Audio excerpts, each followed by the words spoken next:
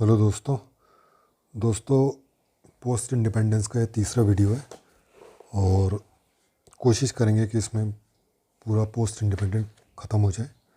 तो स्टार्ट करते हैं पहला गुट निरपेक्ष आंदोलन से। तो सबसे पहले देख लेते हैं गुट निरपेक्ष की परिभाषा क्या है, डेफिनेशन है ना। तो गुट निरपेक्ष एक्चुअली कोल्ड वॉर के टाइम यह आंदोलन आया था, है ना।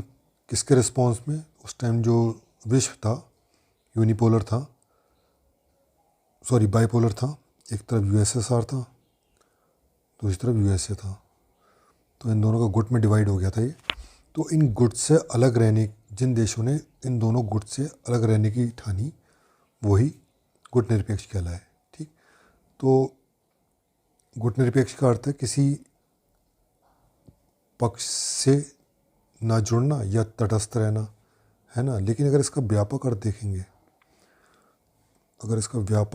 देखेंगे तो सिर्फ तटस्थ रहना नहीं है ना। किसी सैन्य गुटों से तटस्थ रहना नहीं, बल्कि सही और गलत के आधार पर, यानी मेरिट के आधार पर अपने खुद के डिसीजन लेना, अपने खुद के निर्णय लेना। ठीक है, यही गुट निरपेक्षता कहलाता है। ठीक। अब अगर इसकी स्थापना की बात करें तो कैसे इसकी नींव पड़ी तो बेसिकली पहला इससे रिलेटेड 1954 में बांडुंग सम्मेलन हुआ था। बांडुंग कहाँ है? ये है इंडोनेशिया में। ये सम्मेलन हुआ था, इसमें नेहरू जी, नासिर और टीटो, इन तीनों की मुलाकात हुई। यहाँ पर यह समिट हुआ और गुट निरपेक्ष आंदोलन की नींव रखी। लेकिन वास्तविक शुरुआत अगर देखी जाए इसकी, तो वो 1961 में बेलग्रेड सम्मेलन हुआ था। वहाँ से इसकी वास्तविक शुरुआत हुई थी। ठीक है ना। तो ये हो गया गुट निरपेक्ष का बेसिक। अब इसके सिद्धांत देखते हैं। इसके सिद्धांत क्या थे गुट निरपेक्ष के? तो सिद्धांत जो भी इसके सदस्य देश थे उनके ऊपर वो ये सिद्धांत का पालन करते हैं। पहला कौन सा था कि इन सदस्य देशों की जो विदेश नीति होगी, स्वतंत्र विदेश नीति, है ना, स्वतंत्र विदेश नीति। दूसरा, उपनिवेशवाद का विरोध, जहाँ कहीं विश्व में उपनिवेश होगा उसका विरोध करेंगे। तीसरा था सैन्य गुट, चूँकि उस टाइम यूएस और यूएसएसआर, इनके ये एक प्रकार से सैन्य गुट ही थे। यूएस का था नेटो, है ना, और यूएसएसआर का था वॉरसाई पैक्ट वाला जो। तो ये एक प्रकार से सैन्य गुट थे। तो इन सैन्य गुटों में किसी भी सैन्य गुट में शामिल ना होना, ठीक है। चौथा इसका सिद्धांत था कि जो अपनी धरती है, जो इसके सदस्य देश है, अपनी धरती का उपयोग किसी ऐसे देश को नहीं करने देंगे या किसी ऐसे सैन्य गुट को नहीं करने देंगे जो उसका उपयोग सामरिक हितों के लिए करे, है ना। जैसे मान लीजिए इंडिया है, इंडिया अपनी किसी भी पोर्ट की एक्सेस ऐसे कंट्री को नहीं देगा जो कि युद्ध में इन्वॉल्व है या कोई सामरिक हित उससे लेना चाहेगा। ठीक। और पांचवा इसका सिद्धांत है किसी देश से भी सैन्य संधि नहीं करना। तो ये इसके बेसिकली 5 सिद्धांत हो गए। अब आगे देखते हैं इसमें इस आंदोलन में कोई सफलता मिली या नहीं मिली। तो सफलता की अगर बात करी जाए तो उस टाइम साम्राज्यवाद और उपनिवेशवाद जो चल रहा था उसको ख़त्म करने में, दुनिया से ख़त्म करने में इस संगठन की काफ़ी बड़ी योगदान है। एक बात और रखने वाली बात है कि यूएन के बाद अगर कोई सबसे बड़ा संगठन है तो यही इसकी गिनती होती है। करीबन 120 से ऊपर इसमें सदस्य हैं। तो जब इतना बड़ा संगठन कोई प्रेशर ग्रुप की तरह काम करेगा तो काफ़ी उसका इम्पैक्ट पड़ेगा। यही कारण है कि इनके प्रेशर से काफ़ी बड़ी भूमिका निभाई इनके प्रेशर ने कि साम्राज्यवाद और उपनिवेशवाद दुनिया से ख़त्म किया जा सके। दूसरा, एक जो शीत युद्ध चल रहा था, शीत युद्ध में एक प्रकार से इन्होंने बफर का काम किया, है ना। बफर का काम किन के बीच? यूएसए और यूएसएसआर के बीच में बफर का काम किया और इसने बफर का काम करके एक विश्व में शांति स्थापना में काफ़ी अच्छी भूमिका निभाई। तीसरा, इनका जो महत्वपूर्ण इनकी सफलता रही तो दक्षिण दक्षिण सहयोग, दक्षिण यानी जो विकासशील देश हैं, विकासशील और विकासशील देशों के बीच में सहयोग, और दक्षिण उत्तर के बीच में सहयोग यानी विकासशील और विकसित देशों के बीच में सहयोग में इन्होंने भूमिका निभाई। यानी एक प्रकार से इन्होंने सेतु की भूमिका निभाई दक्षिण दक्षिण देशों के बीच में, यानी विकासशील देशों के बीच में और विकासशील और विकसित देशों के बीच में। ठीक, निशस्त्रीकरण के हेतु प्रयास इन्होंने काफ़ी किए, है ना। दुनिया से मतलब शस्त्र नियंत्रण, निशस्त्रीकरण, इससे संबंधित जो भी वो आते थे, रेजोल्यूशन आते थे, जो भी कुछ आते थे, तो उसका ये पूरी तरह से सपोर्ट करते थे। ठीक है, साथ ही इसके अलावा यूएन में जो भी डेमोक्रेटिक चेंज होने थे, है ना, हमेशा से उन्होंने इसकी वकालत की। चाहे यूएनएससी के, यूनाइटेड नेशन सिक्योरिटी काउंसिल, इसमें रिफॉर्म की बात हो, यूएन में रिफॉर्म की बात हो, हमेशा इन्होंने डेमोक्रेटिक रिफॉर्म की इन संगठनों में हमेशा बात करी है। तो ये इनकी सफलताएं हो गई। अब थोड़ी इनकी असफलताएं देख लें, किस मामले में ये असफल रहे। तो पहली असफलता ये है कि जिन देशों के बीच में ना सीमा विवाद थे, सीमा विवाद वाले देशों के बीच में, उन देशों के बीच में संघर्ष को रोक ही नहीं पाए। ये संगठन सीमा विवाद वाले देशों के बीच में संघर्ष को रोक ही नहीं पाए। जैसे एग्जाम्पल, भारत और पाकिस्तान के बीच में सीमा विवाद को लेकर संघर्ष था, ये संगठन रोक ही नहीं पाया। तो और भी ऐसे देश थे जिनमें सीमा विवाद था, उसमें ये संगठन उसको विवाद को नहीं रोक पाए। दूसरा, इसके कई सारे सदस्य जिन्होंने सैन्य गुटों को ज्वाइन कर लिया। जैसे पाकिस्तान है, सेंटो करके जो थे, ये यूएस लेड ग्रुप थे एशिया में, दक्षिण एशिया में, इसको ज्वाइन कर लिया इसने, पाकिस्तान ने। तीसरा, अभी हाल ही में देखा, जैसे जब से आतंकवाद का राइज हुआ है, तो इसके गुटनिरपेक्ष जो सदस्य हैं, गुटनिरपेक्ष के सदस्य आतंकवाद को शरण देने वाले देश बन गए।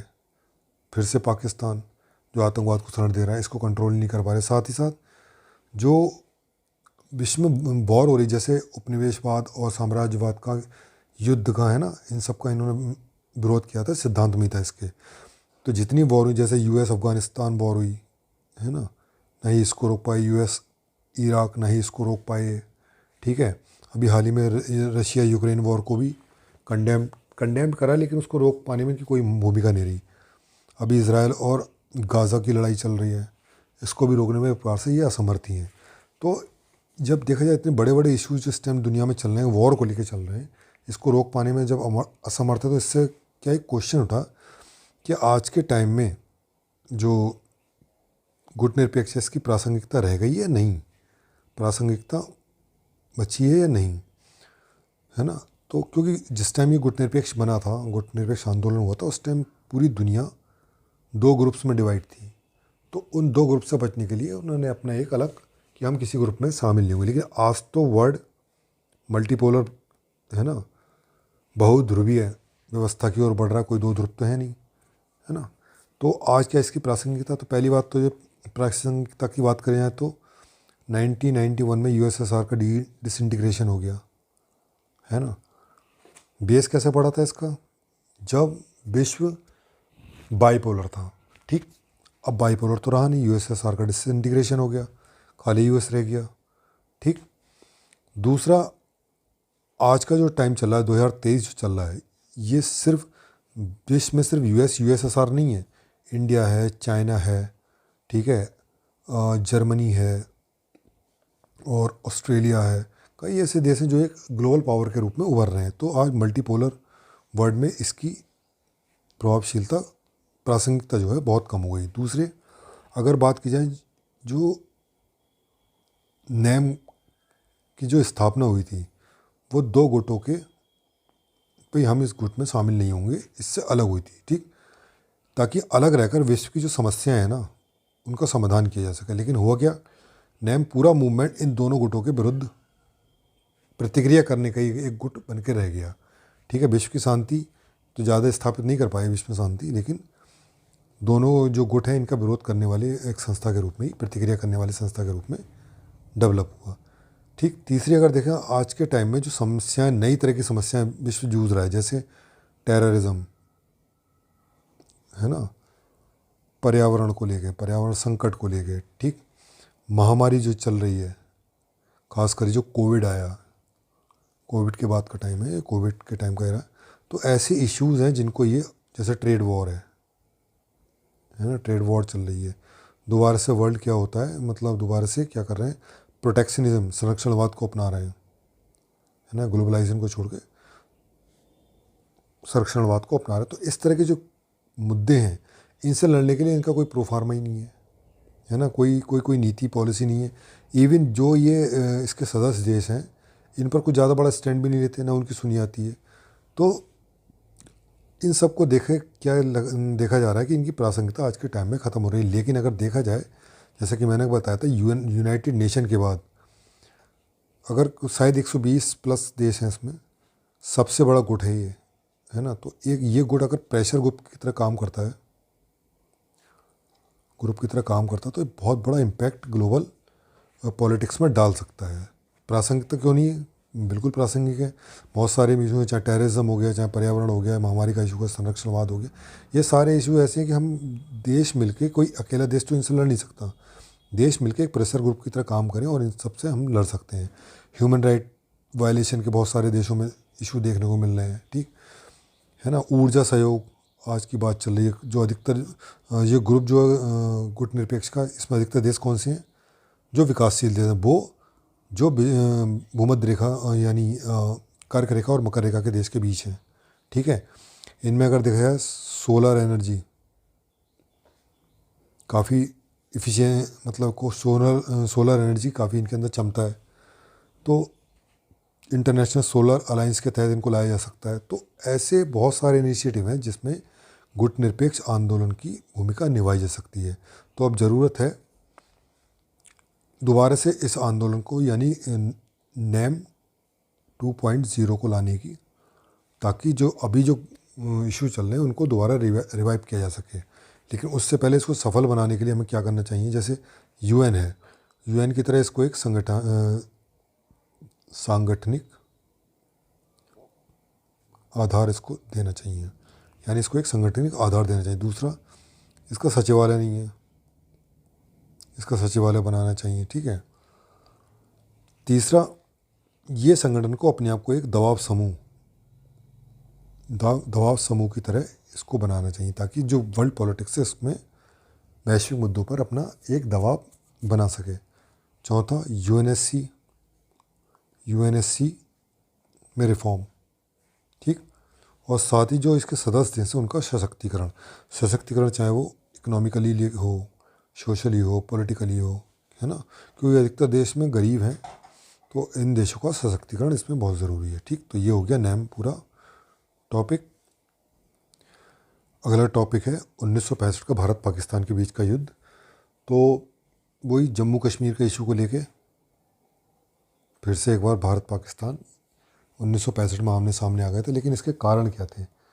तो पहले कारण की बात कर लेते हैं। तो 1965 का टाइम जो था, शास्त्री जी का समय था, यानी नेहरू जी की डेथ हो गई थी, और 62 का भी युद्ध हम लड़ चुके थे, उसमें हमारी काफ़ी ह्यूमिलेशन इंडिया को झेलना पड़ा। तो कुल मिला के ये तो कारण, ये देखा जाए तो उस टाइम 1965 का जो समय था, भारत में चाहे सैन्य रूप से या आर्थिक रूप से देखा जाए तो उस टाइम एक कमज़ोर स्थिति में था, है ना, कमज़ोर स्थिति में था। और पाकिस्तान को लगा इंडिया भी तो कमज़ोर है, तो उसने इस सिचुएशन का फ़ायदा उठाने के लिए उसे लगा कि ये एक सुनहरा मौका है, है ना, कि मौका मिल रहा है हमको। दूसरा, उस टाइम चूँकि पाकिस्तान जो था, जो यूएस लेड ग्रुप था, सेंटो या सीटो करके जो था, उसका सदस्य बन गया था पाकिस्तान, है ना, इसका सदस्य बन गया था। और इसके तहत यूएस ने पाकिस्तान को, चाहे वो टेक्नोलॉजिकल हो, है ना, चाहे मिलिट्री के लेवल हो या टेक्टिकल हो, जो भी टेक्नोलॉजी है उसको ट्रांसफ़र कर रहे थे, तकनीकी इसको सहायता दे रहे थे, ठीक। भारत में जब शास्त्री जी बने थे तो उनको माना जा रहा था एक प्रकार से ये कमज़ोर नेतृत्व है ना, इनके जो जो व्यक्तित्व को काफ़ी कमज़ोर जा रहा था। तो इसलिए माना जा रहा था कि इस टाइम भारत का जो नेतृत्व है काफ़ी कमज़ोर है। हालांकि वो गफलत वाली बात है, कमज़ोर कुछ नहीं थे, काफ़ी तेज़ रहे हैं लाल बहादुर शास्त्री जी। ठीक है। चौथा कारण था कि कश्मीर में तेज़ी से अलगाववाद बढ़ रहा था। जब भी किसी देश की आर्थिक स्थिति कमज़ोर होती है ना, आर्थिक स्थिति कमज़ोर होती है, थोड़ा पॉलिटिकल पावर ढीली होती है, तो हमेशा उस देश में इशू तेज़ी से उठने शुरू हो जाते हैं। ठीक, बाहरी दबाव, बाहरी शक्तियाँ क्या करती हैं, उन इशू को हवा देती हैं ताकि इस कंट्री को इनस्टेबलाइज डिस्टेबल किया जा सके। यही सेम चीज़ पाकिस्तान करने की कोशिश कर रहा था 1962 के दौर में। ठीक, तो ये सब इशू उस टाइम चल रहा था। पाकिस्तान को लग रहा था अभी मौका है, पाकिस्तान इंडिया पर हम कब्जा या जो भी है कब्जा कर लेंगे। तत्कालिक कारण क्या हुआ? तात्कालिक कारण जो रन ऑफ कच्छ है, रन ऑफ कच्छ का करीबन इन्होंने 91,000 स्क्वायर किलोमीटर का एरिया पे कब्जा इन्होंने जमा लिया। रन ऑफ कच्छ कौन सा है? गुजरात की बात करें तो ये वाला जो क्षेत्र है पाकिस्तान के बॉर्डर से लग गया है। ठीक है, तो इस पर करीबन 91,000 वर्ग किलोमीटर पे इन्होंने कब्जा कर लिया। वहीं से युद्ध की घोषणा हो गई। इस युद्ध के घटनाक्रम में पाकिस्तान ने 2 ऑपरेशन चलाए। 2 ऑपरेशन इन्होंने चाहे पहला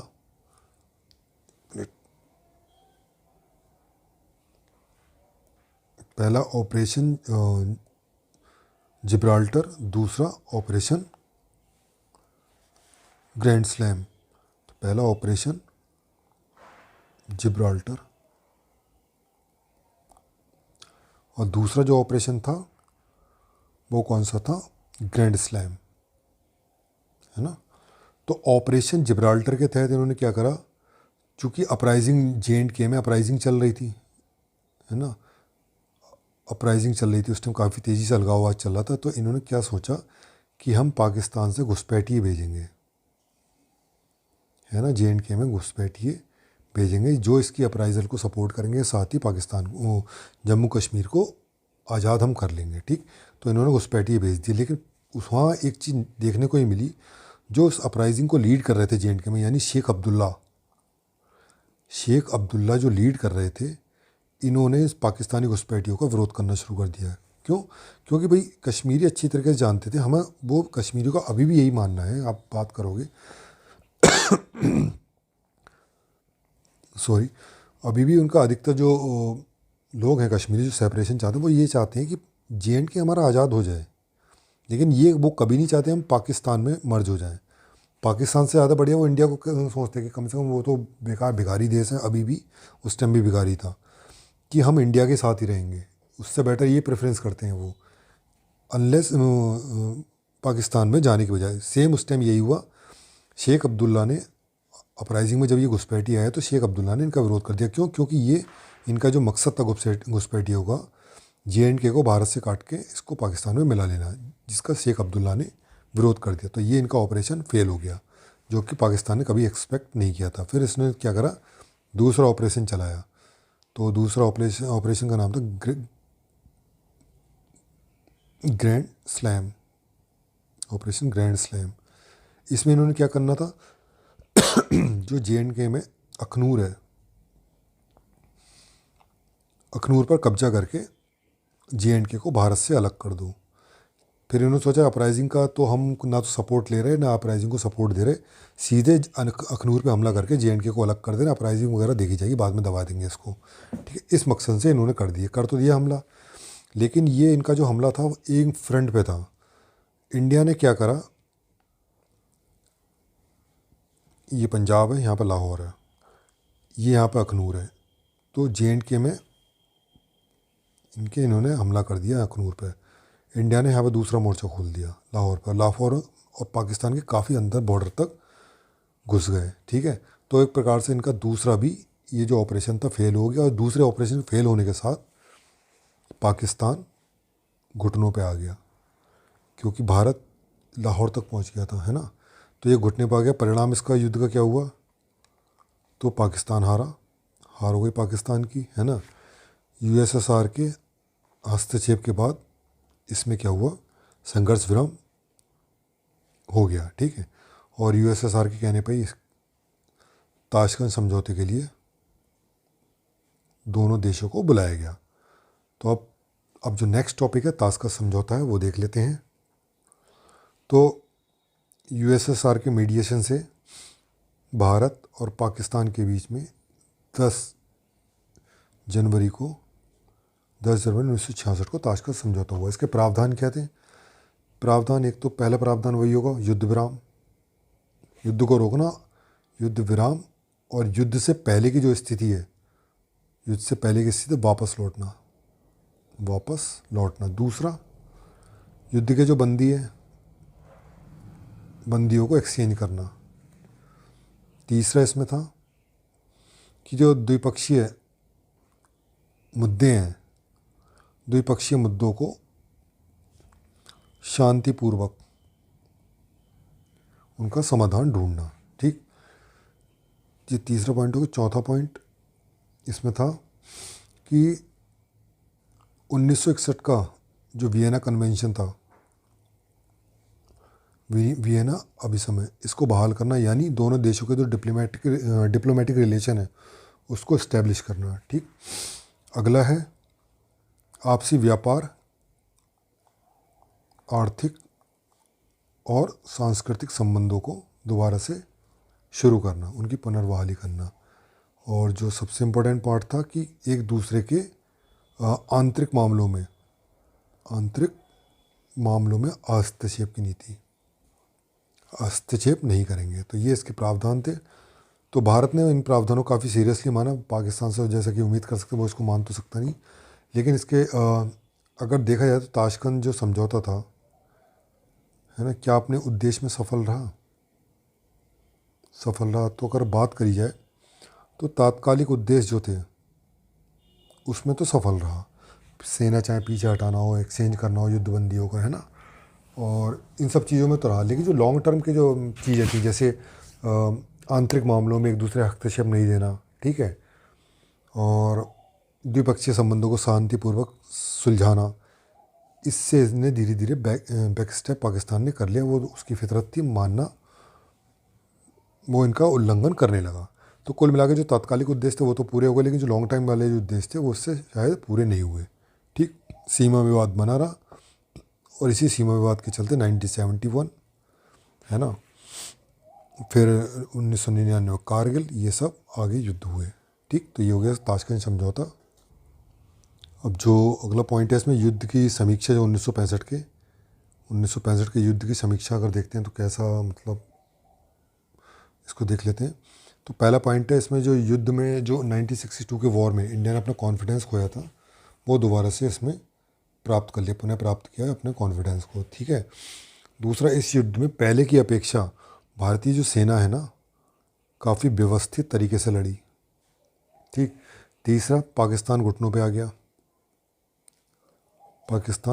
गया और कई उसके महत्वपूर्ण क्षेत्रों पर इंडिया ने कब्जा कर लिया। एक टाइम को तो जो लाहौर था, लाहौर पे भी कब्जा कर लिया। लेकिन प्रॉब्लम क्या हुई थी, जो ताशकंद समझौता हुआ था ना, तो उससे हमें एक दूसरे के क्षेत्र भी वापस करने पड़ गए। तो इसमें सबसे जो इम्पोर्टेंट था, भारत ने काफ़ी स्ट्रेटेजिकली जो इम्पोर्टेंट क्षेत्र थे उनको गंवाना पड़ गया। जैसे हाजीपीर एक पाकिस्तान, वो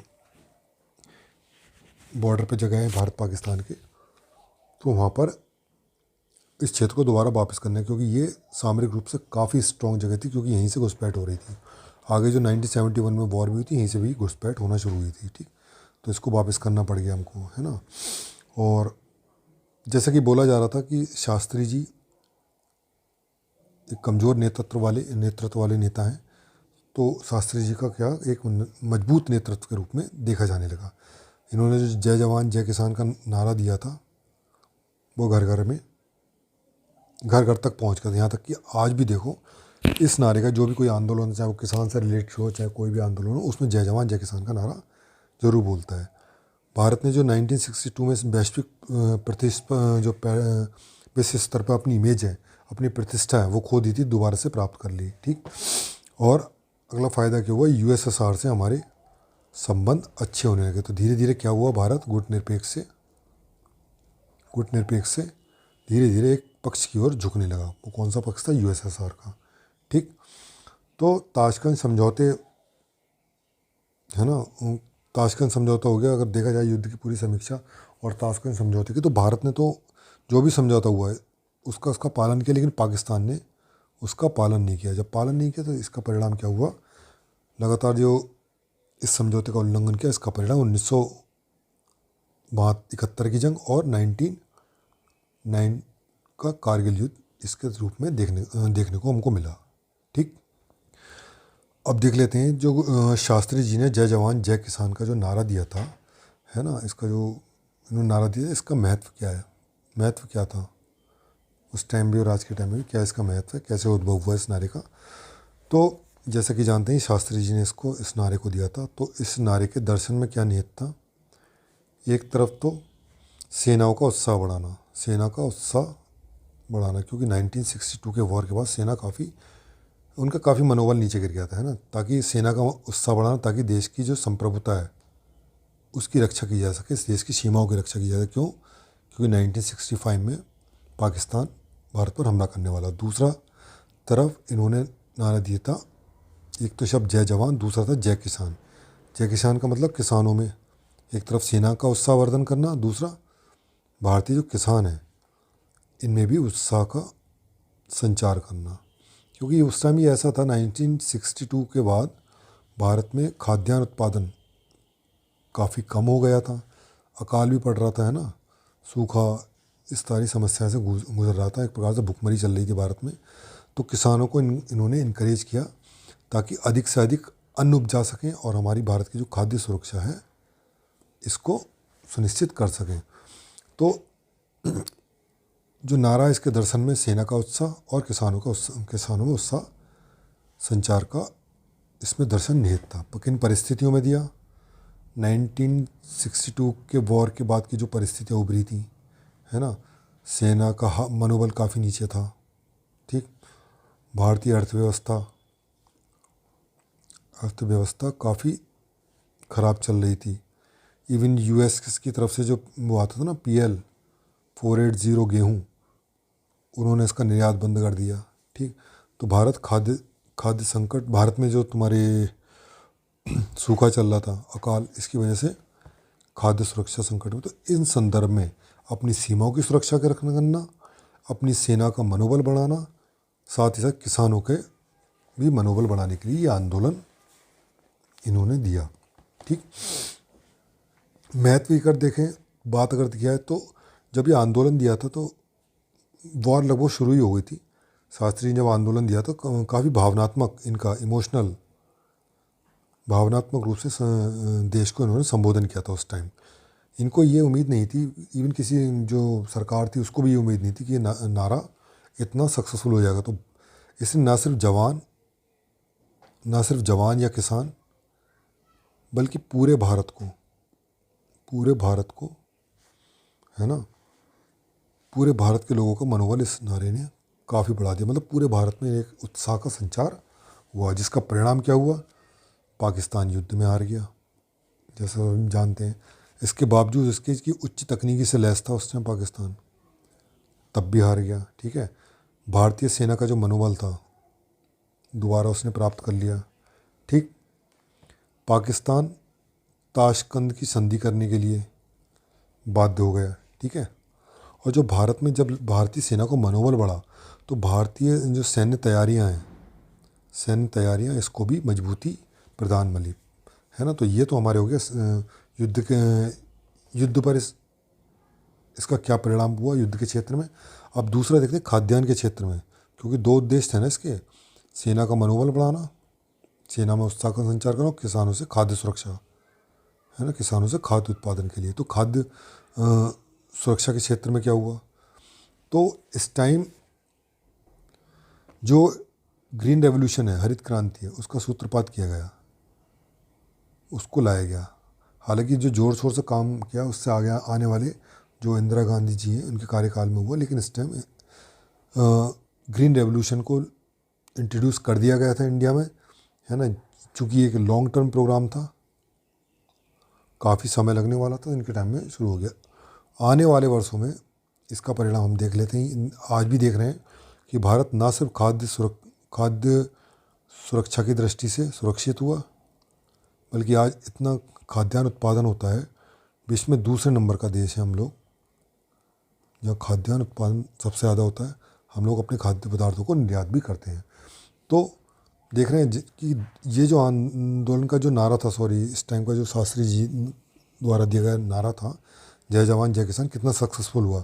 एक तरफ सेना की तैयारियों को हमारे मनोबल मिला, दूसरा हमारे जो भारतीय किसान हैं उन्होंने चुनौती को एक्सेप्ट करे, ग्रीन रेवोल्यूशन को हमारे देश में सक्सेसफुली लागू किया। ठीक, तो ये टॉपिक भी ख़त्म हो गया। अगला टॉपिक जो है 1971 की जो युद्ध हुआ था भारत पाकिस्तान के बीच में, और जो बांग्लादेश का उदा हुआ था, उससे रिलेटेड है। तो भारत की हमेशा जो विदेश नीति रही है, उसका जो सिद्धांत रहे हैं, उसमें से एक पार्ट था कि सहअस्तित्व के साथ रहना, दूसरा आंतरिक मामलों में हस्तक्षेप की नीति, आंतरिक मामलों में, इंटरनल मैटर में हस्तक्षेप की नीति। तो भारत ने हमेशा से अपने पड़ोसी देशों के साथ सहअस्तित्व की भावना रखी, लेकिन पाकिस्तान एक ऐसा देश था वो लाइन पर नहीं आया, वो अपने बेवकूफ़ी दिखाते रहा। ठीक है। दूसरा, भारत ने कभी भी किसी दूसरे देश में हस्तक्षेप की नीति नहीं अपनाई किसी भी इंटरनल मामले में। तो हो क्या रहा था, 1970 से पहले की बात क्यों चल रही थी, जो एक मिनट, ये हो गया भारत, है ना,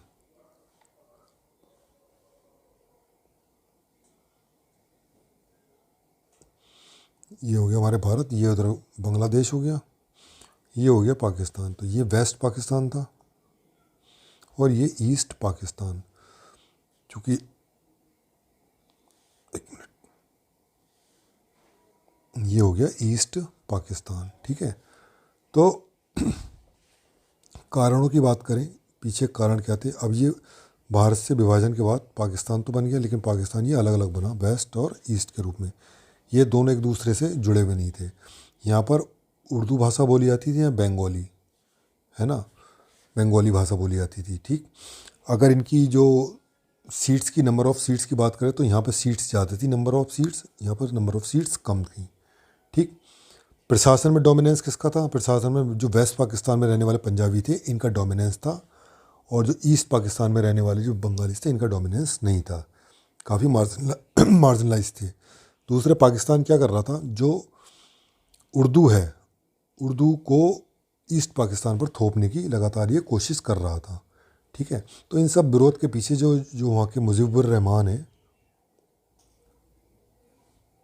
मुजीबुर रहमान ने पाकिस्तान के, जो वेस्ट पाकिस्तान है बेसिकली आज का पाकिस्तान, उसके शोषण के विरुद्ध इन्होंने आंदोलन करना शुरू कर दिया।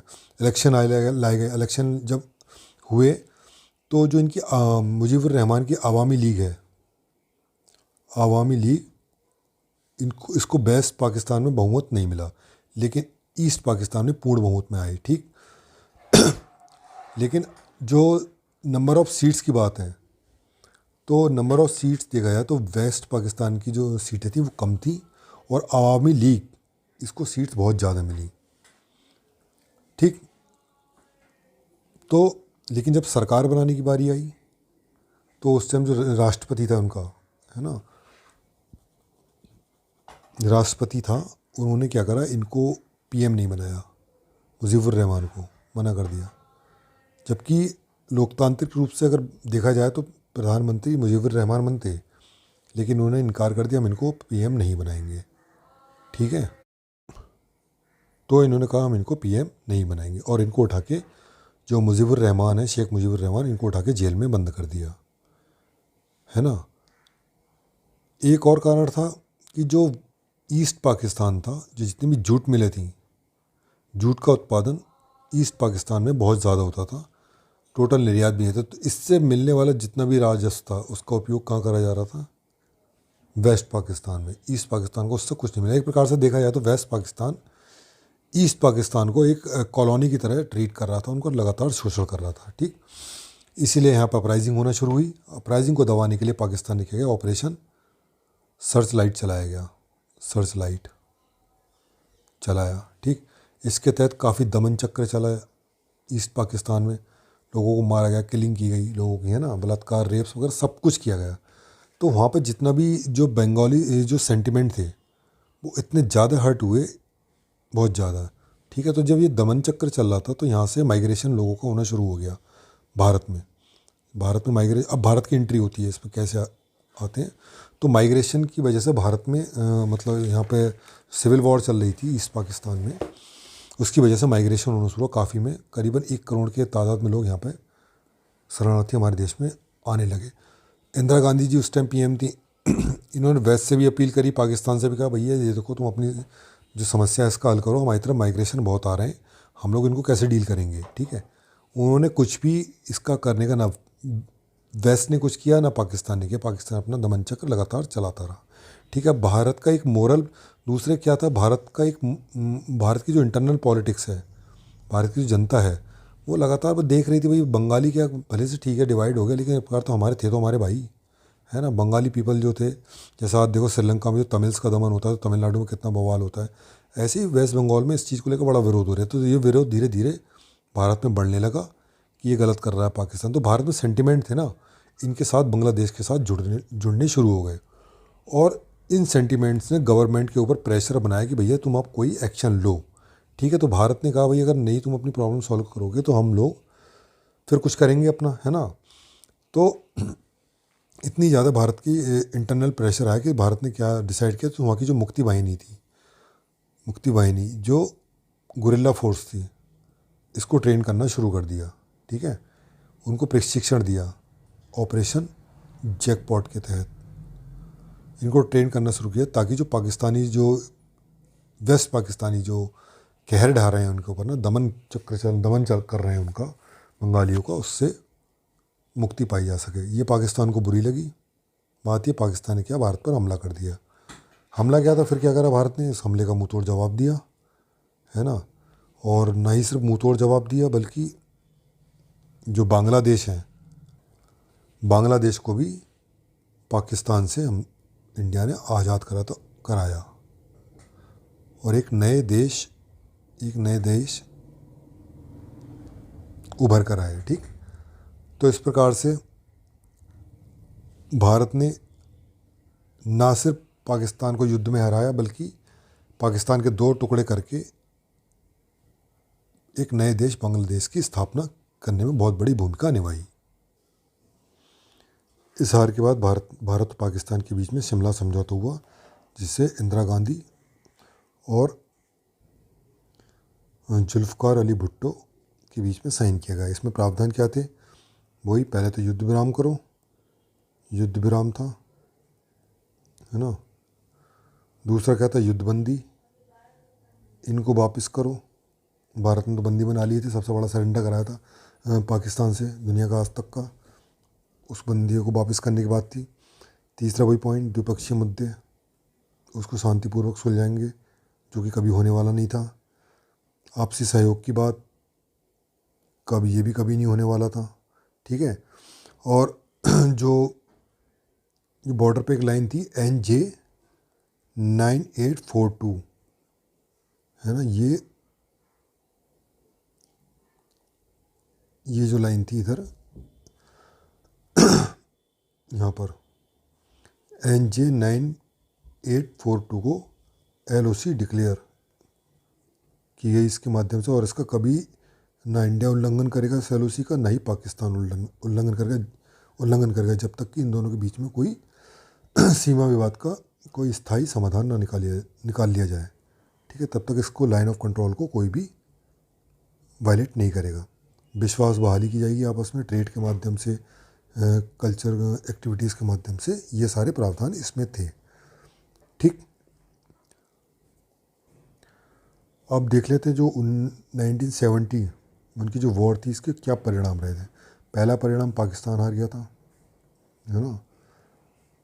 दूसरा, इस युद्ध में तीनों जो सेनाएं थीं, तीनों सेनाओं में जो समन्वय, तो कोऑर्डिनेशन था, वो गजब का कोऑर्डिनेशन था, इससे पहले कभी हमारी सेनाओं में ऐसा कोऑर्डिनेशन नहीं देखा गया, है ना। तीसरा, नया देश एक बांग्लादेश बना। चौथा,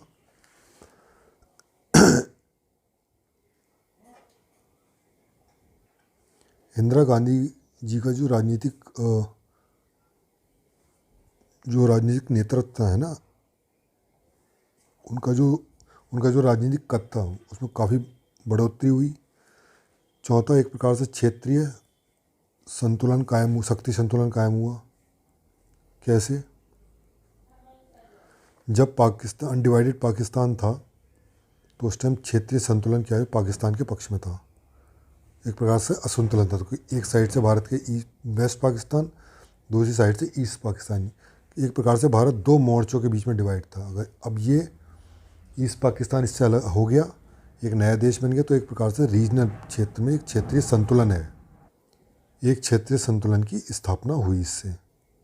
साथ ही भारत के खिलाफ जो भारत को एक डर था कि अगर कोई स्थिति पाकिस्तान से ख़राब होती है तो दो मोर्चों पर युद्ध करना पड़ेगा भारत को, उस खतरे से भी भारत को अब नई मुक्ति मिल गई। ठीक है, एक नया सहयोगी देश मतलब पाकिस्तान की तुलना में बांग्लादेश भारत का काफ़ी बड़ा सहयोगी देश है। आज भी देख लो, काफ़ी अच्छे संबंध हैं बांग्लादेश के साथ, है ना।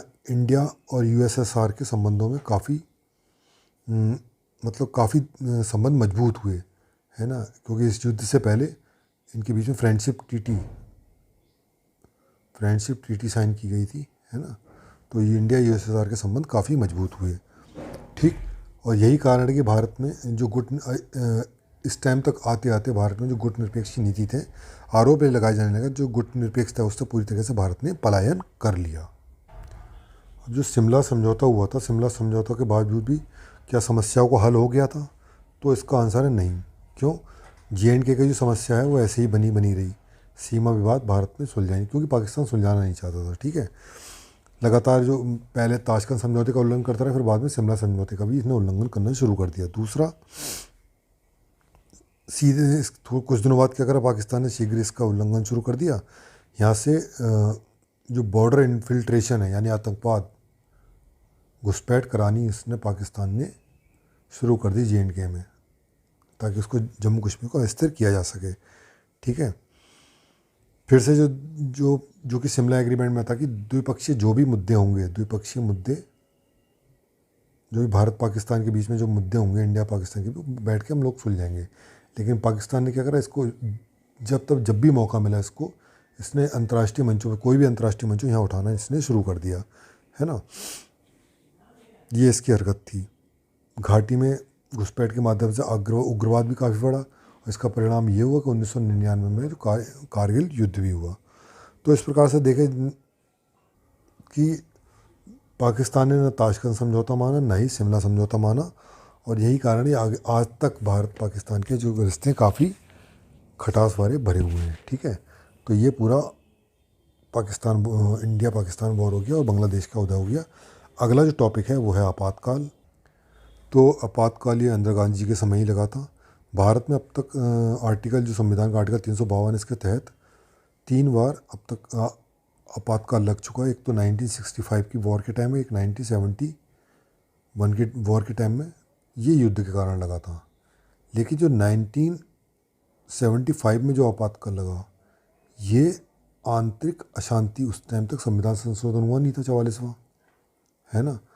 तो आंतरिक अशांति के नाम पर लगा ये आपातकाल। ठीक, तो ये जो हम आपातकाल पढ़ रहे हैं, इसी आंतरिक अशांति वाले की बात कर रहे हैं। ठीक, इसके कारण की अगर बात देखी जाए तो 1972 का जो वॉर था, हम लोग 71 का जो वॉर था जीत गए थे। जीतने के साथ साथ जो इंदिरा गांधी की जो प्रतिष्ठा थी, उनका राजनीतिक पद था, वो काफ़ी ऊंचा हो गया था। ठीक है ना। और जैसे जैसे जब उनका कद ऊंचा हुआ, उनकी पॉपुलैरिटी बढ़ी, तो हिंदुस्तान में जो लोग थे ना, उनसे जन आकांक्षा इतनी तेज़ी से बढ़ गई उनके प्रति, मतलब इनकी बहुत ज़्यादा उनसे जन आकांक्षाएँ बढ़ गई काफ़ी। तो इंदिरा गांधी जी से एक्सपेक्टेशन काफ़ी बढ़ गई थी। अब ये नहीं था कि मतलब एक्सपेक्टेशन बढ़ गई है, वो एक्सपेक्टेशन को पूरा नहीं कर पाई तो इसलिए इमरजेंसी लगा दी, और भी बहुत से कारण लेकिन जनता की बहुत आकांक्षाएं इनसे बढ़ गई थी, और हकीकत में ये इतनी आकांक्षाओं को पूरा नहीं कर पाई। ठीक, 1972 की जो वॉर थी, वॉर के बाद हमेशा क्या होता है, आर्थिक मंदी आती है ना। आर्थिक मंदी रहती है, बेरोजगारी रहती है, क्योंकि वॉर में जो देश के जो महत्वपूर्ण संसाधन है ना, जिनका राष्ट्र निर्माण में, देश के विकास में उपयोग किया जाना चाहिए, वो क्या होता है, उनका मोबिलाइज हो जाते हैं वो युद्ध के लिए। तो जाहिर सी बात है, आर्थिक विकास और बेरोजगारी, आर्थिक विकास कॉम्प्रोमाइज़ हो जाएगा उस देश का, बेरोजगारी बढ़ेगी, है ना, मुद्रास्फीति होगी, वो बढ़ेगी, है ना, मुद्रास्फीति ये बढ़ेगी, है ना, खाद्यान्न संकट भी आएगा, है ना, क्योंकि मुद्रास्फीति बढ़ेगी, खाद्य के प्राइस, जो जो फूड ग्रेन है उसके प्राइस बढ़ेंगे, फूड ग्रेन के प्राइस बढ़ेंगे तो खाद्यान्न का संकट होगा, अकाल पड़ेगा। साथ ही मानसून विफलता, कई टाइम से मानसून विफल हो रहा था एल नीनो के कारण, एल नीनो इसके कारण मानसून भी विफल हो रहा था। उसी टाइम जो गल्फ़ वॉर, उस टाइम जो तेल संकट भी चल रहा था, है ना। ये सब आर्थिक कारण थे। सामाजिक कारण क्या थे, समाज में काफ़ी असमानता बढ़ रही थी, समानता काफ़ी बढ़ गई थी। वही जो मैंने बताया, जन आकांक्षाएं जो थी वो काफ़ी बड़ी हुई थी इनसे लेकर, है ना, काफ़ी उम्मीद बढ़ गई जनता की, जो कि संतुष्ट कर पाने में असफल रही। राजनीतिक कारण क्या रहे थे, उस टाइम जो सरकार था, यानी कार्यपालिका और जुडिशरी, न्यायपालिका के बीच में काफ़ी टसल चल रहा था, है ना। जैसे डीपीएसपी को प्रभावी बनाने के लिए, डीपीएसपी को प्रभावी बनाने के लिए केशवानंद भारती का भी केस आ गया था, केशवानंद भारती का जजमेंट आ गया था। इसमें संसद के जो संविधान संशोधन की शक्ति है उसको थोड़ा सीमित कर दिया गया, ठीक है। और जो चुनाव हुआ था उस टाइम, जो इंदिरा गांधी अपनी सीट से जीती थी, इनकी जीत को जो इनके अपोनेंट में थे राम नारायण, उन्होंने इलाहाबाद हाई कोर्ट में, आज की प्रयागराज हाई कोर्ट है, उसमें इसको चैलेंज किया, और ये राम नारायण क्या थे, चुनाव जीत गए थे, है ना। तो ये कारण एक बहुत बड़ी रोल प्ले किया इसने इमरजेंसी लगाने में। अगला कारण क्या था, जो गुजरात और बिहार में छात्रों का आंदोलन इनके अगेंस्ट चल रहा था, वही मुद्रास्फीति वगैरह को लेके छात्रों का आंदोलन चल रहा था, है ना। जेपी जयप्रकाश जी भी अपने जो राजनीतिक इन्होंने संन्यास लेकर तो उसको छोड़ के इन्होंने आंदोलन शुरू कर दिया इनके अगेंस्ट में, और संपूर्ण क्रांति का नारा दिया, ठीक है। तो ये सब इनके वो चल रहे थे, तब इन्होंने क्या है, इसको इमरजेंसी लगा दी। इमरजेंसी का इन्होंने लगाई, जब इमरजेंसी लगा दी तो उसके प्रभाव भी पड़ेंगे। तो प्रभाव हम लोग देख लेते हैं कैसे प्रभाव पड़े इसके। तो प्रभावों को दो पार्ट में डिवाइड किया, नकारात्मक और सकारात्मक, क्योंकि इमरजेंसी को भी भारत में कुछ लोग बहुत अच्छा बताते हैं, जैसे लोग बताते हैं खराब था, ये है लोकतंत्र के विरुद्ध था, लेकिन बहुत बड़ा एक वर्ग है ऐसा जो इमरजेंसी को अच्छा बताया था, इसको अप्रिशिएट किया था। वो देखते हैं अभी, पहले आगे देखेंगे। तो पहले देख लेते हैं इसके नकारात्मक प्रभाव के, अगर क्या प्रभाव पड़े। तो जितना विपक्ष था उसको मीसा एक्ट, है नहीं, यानी आंतरिक सुरक्षा व्यवस्था अधिनियम के तहत सबको अरेस्ट कर लिया गया, ठीक है। पुलिस ने काफ़ी बर्बरता या काफ़ी दमन पूर्वक इनको दबाना शुरू कर दिया, ठीक। दूसरा, जितने सामाजिक राजनीतिक संगठन थे, है ना, जो विरोध कर रहे थे, उस पर इन्होंने बैन लगा दिया, जैसे आरएसएस, उस टाइम बैन लगा दिया गया था, ठीक।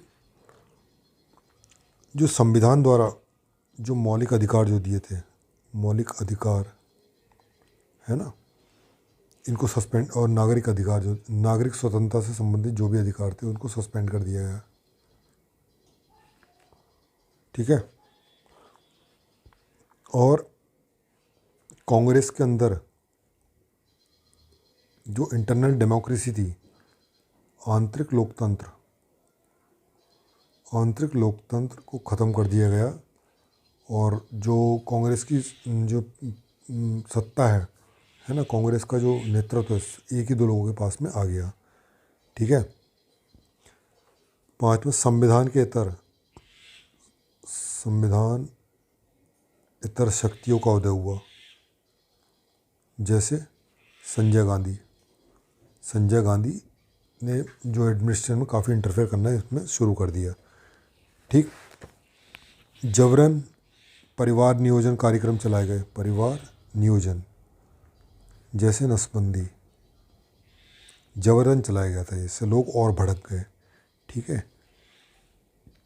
इसी दौरान 42वां संविधान संशोधन लाया गया ताकि जिसमें कार्यपालिका की शक्ति को बढ़ाया जा सके। इसमें इतने प्रावधान, इतने अमेंडमेंट किए गए तो इसे अपने आप में एक लघु संविधान कहा जाने लगा।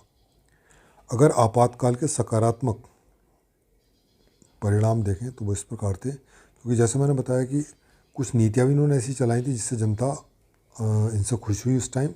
और ख़ास करके जो जो इस आपातकाल के दौरान इन्होंने जो एक्शन लिए उससे एक बहुत बड़ा वर्ग था जो काफ़ी खुश था। जैसे इन्होंने जो इंदिरा गांधी जी ने आर्थिक वृद्धि पर काफ़ी फोकस किया, है ना। मुद्रास्फीति को कंट्रोल करने का प्रयास किया। निर्यात को बढ़ावा दिया गया। ठीक। सार्वजनिक व्यवस्था में अनुशासन को काफ़ी बढ़ाया गया। चाहे सरकारी विभाग देख लो, सब टाइम से अपने जा रहे थे, है ना। हर चीज़ बड़े उससे टाइम से फॉलो होने लगी थी। भ्रष्टाचार में काफ़ी कमी आ गई थी उस टाइम। भ्रष्टाचार खासकर जो सरकारी विभागों में हो रहा था वो काफ़ी कंट्रोल में आ गया था। 5वां, साक्षरता में वृद्धि हुई, है ना। दहेज प्रथा अधिनियम लाया गया ताकि जो दहेज प्रथा थी, जो कुरीति है हमारे समाज की, उसको ख़त्म करने का इसमें उसको एक क्रिमिनल एक्ट घोषित कर दिया। जाति प्रथा उन्मूलन कार्यक्रम चलाए गए। ठीक है। तो ये सारे प्रोग्राम इसमें चलाए गए जिस कारण, अच्छा इसके अलावा क्या था, इसके अलावा लैंड सीलिंग प्रोग्राम भी इसी टाइम चलाए गए थे, है ना।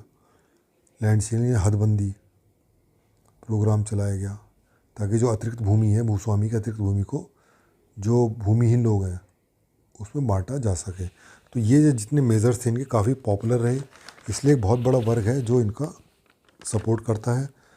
नमा अगर देख लेते हैं तो जमाखोरी, है ना, खोरी, काला बाजारी इस पर भी कंट्रोल लगाया गया। कर चोरी करने वालों पर, अवैध व्यवहार पर, इन पर भी कंट्रोल लगाया गया।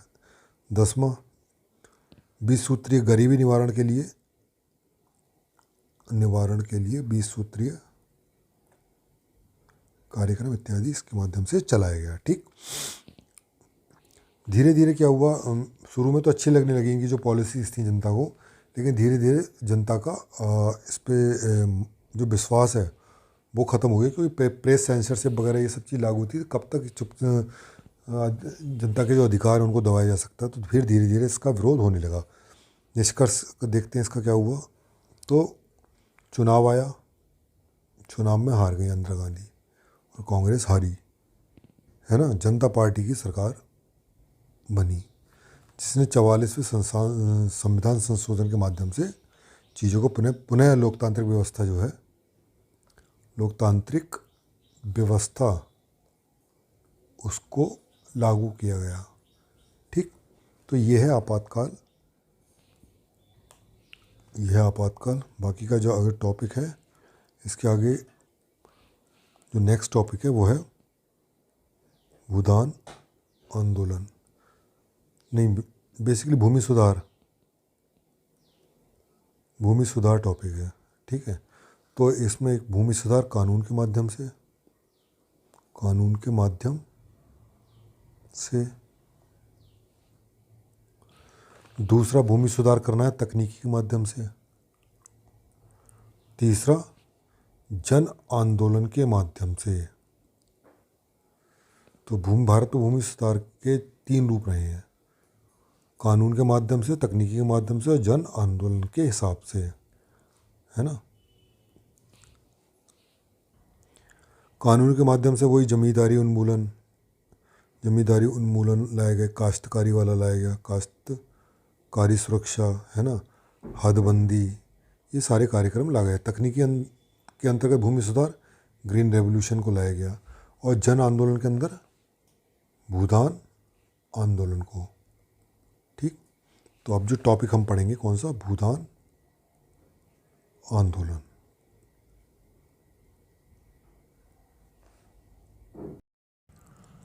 तो भूदान आंदोलन देख लेते हैं। तो भूदान आंदोलन देखा जाए तो एक मिनट, जो गांधीवादी नेता थे विनोबा भावे ने शुरू किया क्या 1951 में पोचमपल्ली, ये कहाँ है, ये आंध्रा में था उस टाइम। ठीक है, इसके पीछे अगर उद्देश्य की बात की जाए तो इसके उद्देश्य क्या थे। पहला तो ये था कि जैसे जो अलग अलग देश में हमारे जो भूमि का एक प्रकार से जो कृषि भूमि थी उसका एक बहुत असमतामूलक वितरण था। तो इसका पहला उद्देश्य था भूमि का समतामूलक वितरण करना। ठीक, दूसरा, जो भूमि का जो वितरण है, भूमि वितरण है कानून के माध्यम से नहीं बल्कि गांधीवादी जन आंदोलन के माध्यम से किया जाए। ठीक है, और तीसरा इसमें शामिल था इसके उद्देश्यों में सर्वोदय व अंत्योदय। तो कुल मिला के जो बेसिकली इस आंदोलन का मकसद था कि भूमि का समतामूलक वितरण, ठीक, समतामूलक वितरण किया जाए और जो कानून के माध्यम से नहीं हो सका वो उसको गांधीवादी आंदोलन के माध्यम से किया जाए। इसके माध्यम से सर्वोदय तथा अंत्योदय के जो लक्ष्य हैं उसको भी प्राप्त किया जा सकता है। अब इस आंदोलन की उपलब्धि की बात कर लेते हैं। तो उपलब्धि क्या क्या रही, तो सबसे बड़ी उपलब्धि ये थी कि जो पोस्ट इंडिपेंडेंस है ना, स्वतंत्रता के पश्चात भूमि सुधार के लिए बिना सरकारी प्रयासों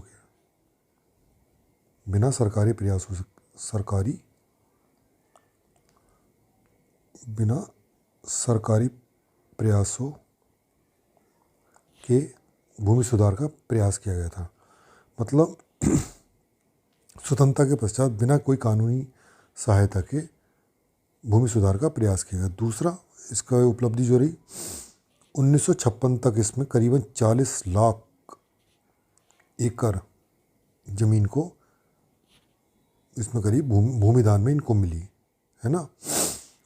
तीसरी उपलब्धि, प्रारंभ में क्या था, जो आंदोलन था भूदान के रूप में चल रहा था, लेकिन जैसे जैसे आगे बढ़ा तो ये एक प्रकार से पूरे ग्राम दान के रूप में चलने लगे। यहाँ पे सिर्फ भूमि दान हो रहा था लेकिन आगे पूरे के पूरा गांव दान किया जाने लगा। ठीक, चौथा, इसमें ग्राम दान की अगर बात किया तो इसमें क्या क्या माना जाता है, जो भूमि होती है, भूमि किसी एक व्यक्ति की नहीं, व्यक्तिगत संपत्ति नहीं, बल्कि पूरे समुदाय या समाज की संपत्ति है ना, सामूहिक संपत्ति का यहाँ से पूरे समुदाय की संपत्ति मानी जाए, है ना। तो ये इसकी बेसिकली उपलब्धि थी। अब इसमें देखते हैं बाधाएं क्या क्या इस आंदोलन में। बाधाएं या किसकी आलोचना, असफलता या आलोचना कह सकते हैं, क्या क्या हो सकती है। पहली तो है कि जो भूमि जिन लोगों ने दान करी थी, भूस्वामियों ने, वो कौन सी दान करी थी, अनुर्वरक, जो उर्वरक नहीं थी, जो बेकार भूमि थी वो उन्होंने दान करी थी। दूसरे, चूँकि ये जो भूमि गई थी वो प्रशासन के पास गई थी, तो प्रशासन ने इसका हस्तांतरण जो भूमिहीन लोग थे उनको बहुत देरी से किया। ठीक है, तो भूमि के हस्तांतरण में काफ़ी विलम्ब रहा। तीसरा, ये आंदोलन कहाँ सफल हुआ, अधिकतर उन क्षेत्रों में सफल हुआ जहाँ पर गांव में या समाज में वर्ग विभेद नहीं था, जहाँ पर सोसाइटी जाति में डिवाइड थी, वहाँ पर ये आंदोलन सफल नहीं हुआ। ठीक है, और वर्ग विवेक जहाँ पर ये सोसाइटी बटी हुई नहीं थी तो वहाँ पे क्या था, लगभग जो सबकी संपत्ति है, संपत्ति में कोई अंतर था ही नहीं। तो वहाँ ये आंदोलन सफल हो गया। लेकिन जहाँ वर्ग विभेद था सोसाइटी में, कास्ट के आधार पर डिवाइड किया, जहाँ संपत्ति का काफ़ी बड़ा अंतर था, वहाँ ये आंदोलन नहीं चला। ठीक है। जैसे जो ऑलमोस्ट इक्वल सोसाइटी थी, खास करके जैसे आदिवासी, उन क्षेत्रों में ये सफल रहा। ठीक। चौथा पॉइंट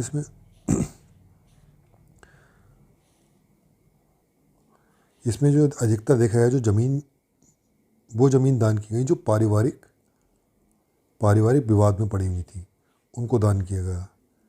ठीक है। पांचवा पॉइंट, भू अभिलेखों की समस्या। ज़मीनों के कागज़ ही नहीं थे।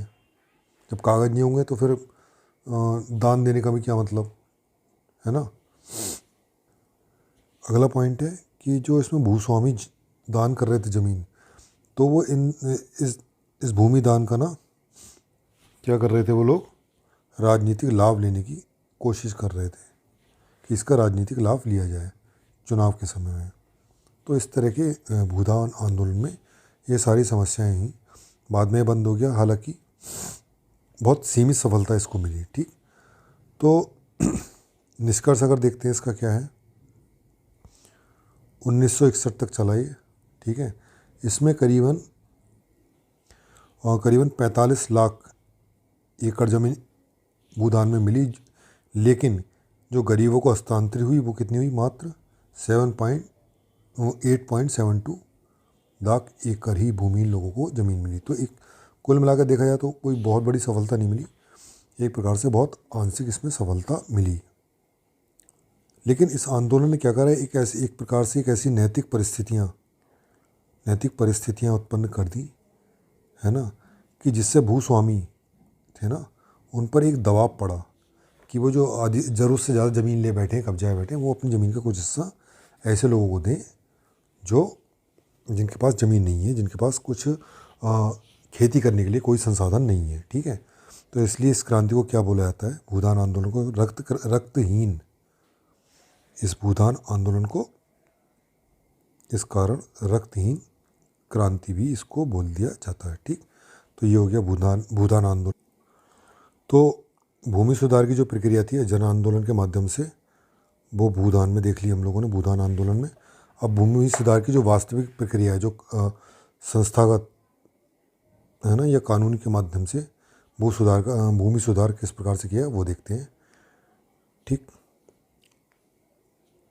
तो औपनिवेशिक काल में जो भारतीय कृषि थी, है ना, भारतीय कृषि वाणिज्यिक हितों, यानी जो अंग्रेज़ों के हित थे, उसी के लिए यूज़ की गई। उसमें जो भी सुधार किए गए, जो भी उसमें बदलाव किए, वो सिर्फ ब्रिटिश सरकार के हितों को साधने के लिए किए गए। तो इससे भारत की जो कृषि की दशा थी वो काफ़ी ख़राब हो गई, है ना, काफ़ी दुर्दशा उसकी हो गई। तो जो तुम्हारे भू राजस्व नीतियाँ थी, है ना, भू राजस्व नीतियाँ हो गई, चाहे कृषि का जो वाणिज्यीकरण किया गया, इससे इन नीतियों के बहुत ज़्यादा गलत परिणाम भारतीय कृषि पर पड़े। जैसे जो समाज था, है ना, भारतीय समाज, खासकर जो खेतिहर समाज था, तो एक नए प्रकार का उसमें विभेदीकरण देखा गया, है ना, नए प्रकार का उसमें एक नई व्यवस्था बन गई। जैसे सबसे ऊपर तो अंग्रेज़ थे, है ना, ये लैंड रेवेन्यू ले रहे थे, इनके नीचे जमींदार थे, है ना, ये कलेक्ट कर रहे थे रेवेन्यू, अंग्रेज़ों को दे रहे थे, अपने पास रख रहे थे। अब ये जमींदार खुद तो खेती कर नहीं रहे थे, तो इनके नीचे कौन होते थे, काश्तकार, जो कि ये लोग खेती कर रहे थे, है ना। कुछ जगह बटाईदार भी थे, बटाई पे दे दिया बटाईदार। अब ये बटाईदार या काश्तकार ये अकेले खेती नहीं कर रहे थे, इनके नीचे कौन काम कर रहे थे, भूमिहीन मजदूर। तो जो भू राजस्व नीति थी, देख रहे किस तरह से उसने पूरे समाज को, खेतिहर समाज को डिवाइड किया, है ना। अब इसमें आप देखो, जो खेती कर रहा है और जो खेती करवा रहा है, करवा कौन रहा है, अंग्रेज, अपने फ़ायदे के लिए। कर कौन रहा है, काश्तकार। तो इनके बीच में कोई लिंक था, कोई भी लिंक नहीं था। जम के अंग्रेज़ों को भी पता नहीं उनकी क्या स्थिति चल रही खेती करने वालों की, जमींदार वो सिर्फ अंग्रेज़ों को सिर्फ अपने भू राजस्व से मतलब है ना, इनको तो मतलब था अपने भू राजस्व से। और जो जमींदार था, जो उससे क्या मतलब था कि ज़मीन का मालिकाना हक, तो ज़मीन का जो जमींदार था उसका क्या इंटरेस्ट था, ज़मीन का मालिकाना हक उस पर बना रहे, साथ ही जो भू राजस्व मिले, भू राजस्व जो मिलता रहे टाइम से, क्योंकि उसमें से एक हिस्सा इसको मिल रहा था। ठीक है, तो यहाँ से बिल्कुल कृषक का और अंग्रेज़ों का बिल्कुल संपर्क समाप्त हो गया। तो इससे कृषकों का शोषण बहुत ज़्यादा हुआ। चूँकि भूमि थी, भूमि क्या थी, हस्तांतरणीय, ट्रांसफरेबल हो गई थी। ठीक है, तो जमींदारों के पास मालिकाना हक मिल गया। अगर लेकिन एक लॉ था, सनसेट लॉ, है ना, सनसेट कानून, ये एक निर्धारित टाइम, दिए हुए टाइम के अंतर्गत अगर जमींदार भी भू राजस्व जमा नहीं कर पाता है तो इससे ज़मीन छीन के किसी दूसरे जमींदार को या किसी दूसरे ठेकेदार को दे दी जाती थी। तो इससे तो जमींदारों का भी शोषण हुआ, तो जमींदारों का भी शोषण हुआ, किसानों का भी शोषण हुआ। साथ में जो ज़मीन पर बेसिकली खेती कर रहा था, ज़मीन पर जो खेती कर रहा था, वो तो भूमिहीन मजदूरी बना रहा। भूमिहीन मजदूर या भूमिहीन किसान ही बना रहा, उसकी ज़मीन कहाँ है। ठीक है, तो ये ऐसी स्थिति की हालत हो गई थी। ऐसे ही जो भू राजस्व की दर थी इतनी ज़्यादा थी, है ना, काफ़ी ज़्यादा थी। तो इससे ना तो जमींदारों को भी मतलब जितना वो लोग उत्पीड़न करके किसानों को बचा लेते थे बस उतना ही बच पाता था, इनको भी नहीं बच पा रहा। तो किसानों को तो क्या बचेगा, है ना, भैया बटाईदारों को क्या बचेगा, कुछ नहीं बच पाता था। तो बस वो उनका शायद ही ढंग से भरण पोषण भी नहीं हो पा रहा था। ठीक है, तो किस तरह से इनका शोषण हो रहा था। ठीक, फिर जो ज़मीन थी, इन भू राजस्व नीतियों की वजह से ज़मीन का विखंडन हुआ। जो बड़ी ज़मीन थी, लैंड थी, कई इसमें जो जोत भूमि थी उसका विखंडन हुआ, लैंड डिसइंटीग्रेट हुई, है ना, काफ़ी छोटे छोटे भागों में डिवाइड हुई इन्हीं नीतियों के कारण। ठीक है, फिर कृषि में चूँकि वाणिज्यिक कृषि लाई गई तो इसमें कृषि का कुछ हद तक मशीनीकरण का भी प्रयोग किया गया। तो इससे क्या हुआ, कुटीर उद्योग जो थे वो तबाह हो गए, है ना। अब जो कुटीर उद्योग तबाह हुए, जो कृषि पर आधारित थे, तो इसमें जो काम कर रहे थे वो अतिरिक्त श्रम बल कहाँ जाएगा, वो कृषि में जाएगा। कृषि में ऑलरेडी पहले से बहुत थे, है ना। तो कृषि भूमि पर भार क्या हुआ, भार और पहले से ज़्यादा बढ़ने लगा। ठीक, इन सबसे क्या हुआ, परिवारों का विघटन हुआ, है ना, परिवार विघटित हुए, ऋण जाल बढ़ा कृषकों पे, बंधुआ पे। तो इतना सब पॉलिसी से जब आज़ादी से पहले ये सब कृषि के क्षेत्र में सब ये सब चीज़ें चल रही थी, इतना ख़राब स्थिति चल रही थी। तो आज़ादी से पहले जो हमारे स्वतंत्रता सेनानी जी जानते थे कि आज़ादी के बाद हम लोग भूमि सुधार बहुत ज़रूरी है। अगर भूमि सुधार नहीं हुआ तो इस देश में कृषि की बहुत बुरी स्थिति रहेगी। तो जैसे ही वो लोग आज़ाद हुआ, हम लोग, हमारा देश आज़ाद हुआ, तो उन्होंने भूमि सुधार की तरफ काफ़ी ध्यान देना शुरू किया। ठीक है, अब अगर भूमि सुधार की परिभाषा देखें तो भूमि सुधार मतलब क्या होता है कि इसमें के अंदर ऐसे एकीकृत कार्यक्रम होते हैं इसमें, यानी कई सारे कार्यक्रमों का एक प्रकार से पैकेज होता है जो क्या करता है, जो कृषि के क्षेत्र में जो आने वाली बाधाएं हैं, चाहे वो सामाजिक बाधा है, आर्थिक बाधा है ना, कृषि के क्षेत्र में जो सामाजिक आर्थिक बाधा आ रही है कृषि करने में, इन बाधाओं को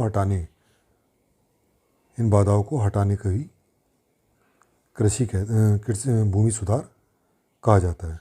तो जो कृषि करने में जो भी बाधा उत्पन्न हो रही है, जो भी सामाजिक हो चाहे आर्थिक हो, उससे जो भी बाधा उत्पन्न कर रही है, और उन बाधाओं को हटाने को ही भूमि सुधार बोला जाता है। इसका उद्देश्य क्या है भूमि सुधार का, कृषि अगर उद्देश्य की बात करें तो पहला है उत्पादन में सुधार, यानी उत्पादन में वृद्धि करना। दूसरा, कृषकों के जीवन स्तर में सुधार। तीसरा, सामाजिक न्याय सुनिश्चित करना। कैसे, जो भूमिहीन लोग हैं है ना, जिनके पास ज़मीन नहीं उनको ज़मीन प्रोवाइड कराना, ठीक है, ज़मीन देना। चौथा, ग्रामीण क्षेत्रों में अवसंरचना, जो कृषि से संबंधित अवसंरचना उसका विकास करना। तो ये मुख्य उद्देश्य भूमि सुधार के थे। अब भूमि सुधार में देख लेते हैं हम लोग, भूमि सुधार के चरण। तो बेसिकली इसके दो चरण थे। पहला चरण ये जो था ये स्वतंत्रता के बाद शुरू हो गया था। दूसरा चरण जो इसका शुरू हुआ वो 1960 के बाद में शुरू हुआ। तो दूसरा चरण था बेसिकली ये क्या था, तकनीकी आधार पर, तकनीक द्वारा भूमि सुधार, जो कि ग्रीन रेवोल्यूशन था, ठीक है। स्वतंत्रता के बाद जो शुरू किया गया वो कानूनी रूप से भूमि सुधार था। इसके अंतर्गत किस किस चीज़ से रिलेटेड कानून बनाए गए? पहला, बिचौलियों का उन्मूलन, यानी जो मिडिल मैन थे इनको हटाना। कौन थे मिडिल मैन? जमींदार। दूसरा, काश्तकारी सुधार, है ना। तीसरा, इसमें जो था हदबंदी। तो बेसिकली इन तीन पक्षों पर काफ़ी फोकस किया गया, बिचौलियों का उन्मूलन करना, काश्तकारी सुधार और हदबंदी, ठीक। पहला जो था बिचौलियों का उन्मूलन, इसमें बिचौलिए कौन थे? जमींदार को हटाना था ताकि कृषक और सरकार का सीधे संपर्क आ जाए, ठीक है। तो बिचौलिए हटाने के लिए जमींदारी प्रथा को समाप्त करने का प्रयास किया गया, ठीक है। तो जितने भी अधिकतर जो राज्य थे इन्होंने जमींदारी उन्मूलन अधिनियम के माध्यम से जमींदारी प्रथा को समाप्त करने का प्रयास किया, ठीक। तो भूमि सुधार में जो भी संस्थागत रूप से जो सुधार किए गए तो उसमें एकमात्र यही था, जमींदारी प्रथा का उन्मूलन, जो सफल हो पाया। बाकी के इतने सफल नहीं हो पाए। तो इसमें देखा जाए तो लगभग 2 करोड़ काश्तकारों को भूस्वामी इसमें करीब बनाया गया, है ना।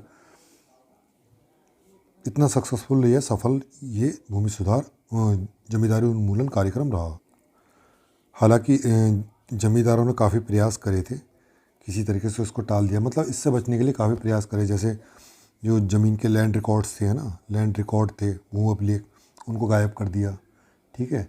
काफ़ी सारे इन्होंने मतलब बार बार ये कोर्ट में चले आ रहे थे, न्यायालय में, है ना, लॉबिंग कर रहे थे विधानसभा में, विधान परिषद में, कि ये जमींदारी जो कानून है ये ख़त्म किया जाए, लेकिन फिर भी ये नहीं हुआ। तो कुल मिला के जमींदारी जो प्रथा है उसको ख़त्म कर दिया गया। अब दूसरा इसमें था काश्तकारी सुधार। अब ये काश्तकार कौन थे? काश्तकार वो लोग थे जिनको जमींदार लोग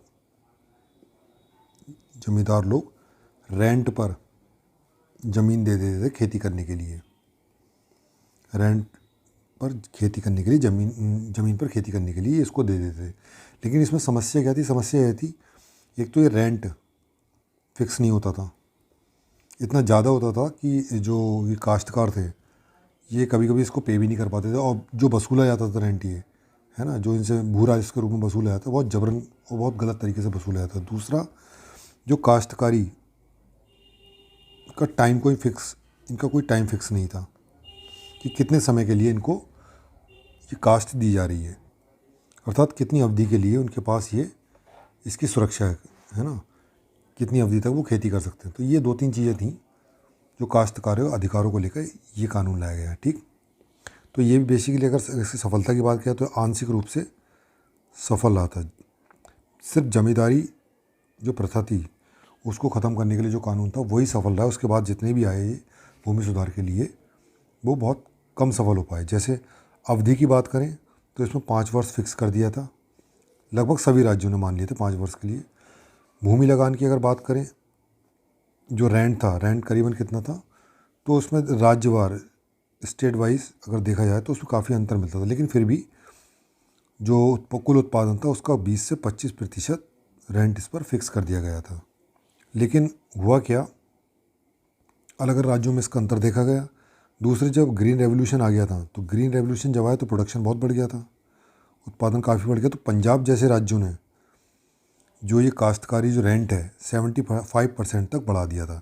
तो ये इतना सफल नहीं हो पाया। तीसरा इसमें जो पॉइंट था, स्वामित्व का अधिकार, स्वामित्व का अधिकार यानी ओनरशिप का अधिकार, अर्थात वो कौन सी परिस्थितियाँ हैं, कौन सी स्थिति है या परिस्थिति है जिसमें एक काश्तकार उस ज़मीन का मालिक हो जाएगा, वो ज़मीन उसके नाम हो जाएगी। तो ये जो प्रावधान था, ये भी प्रावधान कोई ज़्यादा इसमें सफलता नहीं मिली, क्योंकि इसमें बहुत जो ज़मींदार थे ना, हालांकि प्रावधान इसमें किया गया, जैसे एक प्रावधान ये था इसमें किया गया था कि कोई अगर काश्तकार किसी भूमि पर लगातार 12 साल तक खेती करता है तो वो ज़मीन उसके मालिकाना हक में आ जाएगी, अगर वो ज़मींदार उस पर खेती करना नहीं चाहता है या कहीं बाहर रह रहा है। लेकिन इसका इम्प्लीमेंटेशन हुआ, कहीं नहीं हुआ, कहीं भी नहीं हुआ इसका। ठीक, तो ज़मींदारों ने क्या करा, जो ज़मींदार थे या भूस्वामी थे, इन लोगों ने अलग अलग तरह के फंडे अपनाए, इनको स्वामित्व जो है इनका ट्रांसफ़र, ओनरशिप जो है ट्रांसफ़र ना हो पाए, इनको काश्तकार को इनका ज़मीन का स्वामित्व ना मिल पाए। तो बेसिकली यह इतना सफल नहीं हुआ। लेकिन जैसे वेस्ट बंगाल है, वेस्ट बंगाल और केरल, ये काश्तकारी जो सुधार है इसमें सबसे ज़्यादा इन स्टेट में सफल हुआ। वेस्ट बंगाल में तो एक ऑपरेशन चलाया गया था, ऑपरेशन बरगा, है ना। इसके अंतर्गत ज़मीनों को मतलब जो काश्तकार हैं इनसे बोल दिया गया था कि ज़मीन तो आप कब्जा कर लो एक प्रकार से, है ना। तो ये ऑपरेशन बरगा जो चला था, इसके माध्यम से सिर्फ वेस्ट बंगाल में ये काश्तकारी जो सुधार है ये सक्सेसफुल हो पाया। ऐसे ही केरल में भी इसका थोड़ा सफलता मिली। बाकी किसी राज्यों में काश्तकारी जो सुधार है इतनी बड़ी इसको सफलता नहीं मिली। तीसरा सुधार है हदबंदी सुधार। हदबंदी का मतलब लैंड सीलिंग, लैंड को सील कर लेना है, लैंड सीलिंग। तो इसमें क्या हो जाता था, एक जो किसान है या एक भूस्वामी है,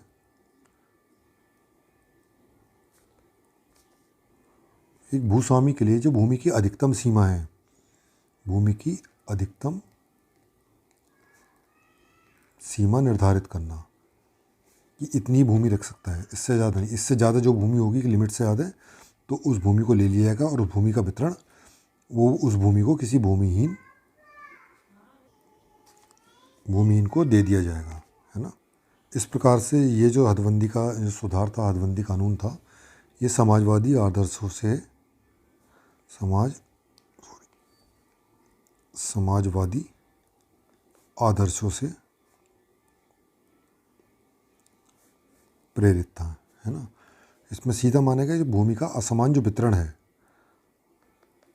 उसको समान करने के लिए जिनके पास अतिरिक्त भूमि है उनसे लेकर भूमिहीनों को ज़मीन दे दी है। अब समस्या ये आती है कि ये भूमि की सीमा कितनी हो, है ना, किस सीमा तक एक व्यक्ति है वो अपनी भूमि रख सकता है। तो इसके लिए एक समिति बनी थी, उस लिमिट को निर्धारित करने के लिए कुमारप्पन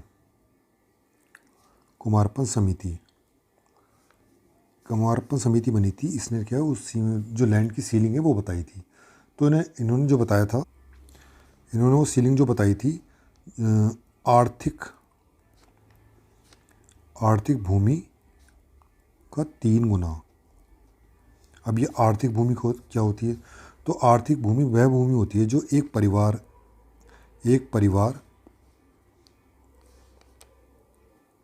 जिसके अगर 5 सदस्य हैं, है ना, तो 5 सदस्यों का भरण पोषण करने के लिए काफ़ी हो, यानी उतनी भूमि जो एक परिवार के यानी 5 सदस्यों का भरण पोषण करने के लिए काफ़ी हो, उसको आर्थिक भूमि की इन्होंने कहा।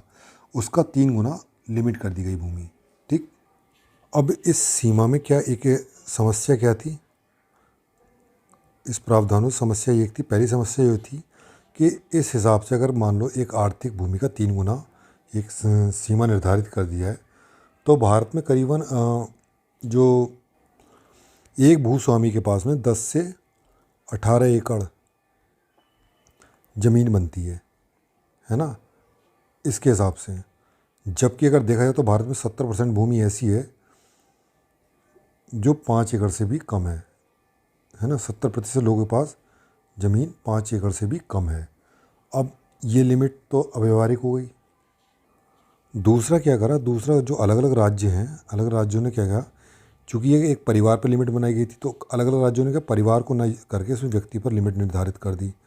अब जब व्यक्ति पर कर दी तो परिवार एक व्यक्ति पर लिमिट निर्धारित करी तो एक परिवार में मान लो 5 सदस्य, तो पाँचों के नाम ज़मीन कर दी, तो अतिरिक्त ज़मीन बची ही नहीं। तीसरा इसमें क्या करा गया, जो ये फार्मर जो भूस्वामी थे, इन्होंने अपने रिश्तेदारों के नाम, है ना, नौकरों के नाम, इन लोगों के नाम ज़मीन कर दी। अलग कुछ राज्यों ने क्या करा, कुछ राज्यों ने ये करा कि उन्होंने ये मतलब एक एक पॉलिसी लेके आए कि जो कृषक बागानी कृषि करते हैं, जैसे चाय हो गई, है ना, कॉफ़ी हो गई, रबर वगैरह, ये करते हैं तो उन्हें हदबंदी के जो कानून हैं उनसे उन्हें छूट प्रदान कर दी जाएगी। तो कैसे न भी कैसे करके ये जो हदबंदी का कानून है, इसे भी किसी तरीके से लोगों ने बाईपास, जो बड़े बड़े भूस्वामी थे, लोगों ने इसको बाईपास करना शुरू कर दिया, इसलिए ये भी कानून आंशिक रूप से सफल हो पाया। तो ये भूमि सुधार से संबंधित प्रयास हो गए। सिर्फ जमींदारी प्रथा का जो उन्मूलन था ये सफल हो पाया, बाकी के जो प्रयास थे सफल नहीं हो पाए। इसके अलावा जैसे एक और चला था इधर, उसका नाम है चकबंदी कार्यक्रम। चकबंदी कार्यक्रम ये भी भूमि सुधार की श्रेणी में रखा जा सकता है। चकबंदी कार्यक्रम क्या होता है, इसमें दो शब्द हैं, चक प्लस बंदी, यानी जो खेत है, चक है, इसको खेत को चक बोला जाता है, इसकी बंदी करना है। कुछ किसान होते हैं, भूस्वामी होते हैं, उनके जैसे मान लिए उसकी एक ज़मीन का हिस्सा यहाँ पे, एक ज़मीन का हिस्सा यहाँ पे है, एक ज़मीन का हिस्सा यहाँ पे है, तो ये प्रयास किया गया है तो इनका जो ज़मीन है इसको एक जगह लैंड कंसोलिडेट किया जाए। लैंड कंसोलिडेशन को ही चकबंदी कहा जाता है, ठीक। तो इससे क्या होगा, जो खंडित भूमि है उसका एकीकरण हो जाएगा, है ना, और जब एकीकरण होगा तो कृषि में जो कृषि की कुशलता है, खेती करने की कुशलता है, उत्पादकता इसमें बढ़ेगी। तो ये आंदोलन थोड़ा बहुत सफल हुआ था। ये पंजाब, बेसिकली नॉर्थ इंडिया में जाता है, ये सक्सेसफुल हुआ पंजाब, हरियाणा, यूपी वगैरह में। तो ये कृषि जो भूमि सुधार थे उससे रिलेटेड हम लोगों ने ये चीज़ें पढ़ी। अब तीसरा जो रह गया, तीसरा इसमें तकनीकी आधार पर जो भूमि सुधार किया गया था ना, भूमि सुधार तकनीकी के आधार पर, टेक्नोलॉजी के, तो ये ग्रीन रेवोल्यूशन में जब पढ़ेंगे अपन लोग, ग्रीन रेवोल्यूशन उसमें पढ़ेंगे, ठीक है। तो कुल मिलाकर देखा जाए भूमि सुधार जो कार्यक्रम थे, जो अभी कानूनों के माध्यम से थे, ये ठीक से सफल नहीं हो पाए। क्यों? क्योंकि कानून में कुछ कमियां थी। कानून की कमियों का लाभ किसने उठाया? जमींदारों ने उठाया। राजनीतिक इच्छा शक्ति भी देखी जाए तो कम थी। अब राजनीतिक इच्छा शक्ति इसलिए कम थी क्योंकि जो नेता लोग थे, एमएलए एमपीज़ थे, इन्हीं की तो खुद की ज़मीनें थी। अगर ये लोग इसको इम्प्लीमेंट करते थे, ये तो ज़मीनों से खाली हो जाते, तो इन्होंने इतनी ज़्यादा इसकी राजनीतिक इच्छा शक्ति दिखाई नहीं, है ना। तीसरा जो जमींदार थे, जमींदारों ने क्या करा, जो कानूनी प्रक्रियाएं थी उसको अपने हित में प्रयोग करना शुरू किया। क्यों? क्योंकि जो कोर्ट में जज बैठे हैं, बड़ी बड़ी पोस्ट ऑफ जज बैठे हैं, बड़े वकील बैठे हैं, अधिकारी हैं, वो लोग कौन हैं? उस टाइम स्वतंत्रता के टाइम में आपको क्या लगता है ये लोग कौन थे? ये वही उच्च वर्ग के लोग थे, सामाजिक रूप से जिनका स्टेटस अच्छा था, जो लोग जमींदार लोग थे। तो ये लोग तो थे शासन और प्रशासन में। तो ये कैसे, कब, क्यों चाहेंगे कि इस तरह के कानून इम्प्लीमेंट हो जाए जिनसे उनका सब कुछ छिन जाए, ठीक। चौथा, वही करप्शन, भ्रष्टाचार, भाई भतीजावाद, इन सब ने, इन कानूनों को, जो कानून, इन समस्याओं ने क्या करा, जो भारत में जो भूमि सुधार कानून थे जो काफ़ी अच्छे थे, इससे क्या होता, हमारे देश में जो अनइक्वल डिस्ट्रीब्यूशन ऑफ लैंड है, जो असमान वितरण है, कम से कम समता आती है हमारे देश में, है ना। लेकिन इनकी वजह से ये चीज़ें नहीं आ पाई, और यही कारण आप देख लो, आज़ादी के इतने सालों बाद भी हमारे देश में जो असमानता है, असमानता अपने चरम पर है। चरम पर नहीं बल्कि बढ़ती जा रही है, कम होने का नाम ही नहीं ले रही।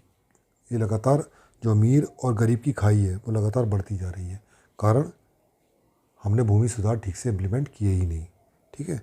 तो ये भूमि सुधार हो गए। अब इसके बाद जो टॉपिक है वो जनजातीय एकीकरण, ये लास्ट टॉपिक है इसका, है ना। तो जनजातीय एकीकरण टॉपिक, ये लास्ट टॉपिक है हमारा, इसको देख लेते हैं। जनजातीय क्या होती हैं? जनजातीय वे मानव समुदाय होते हैं, वे मानव समुदाय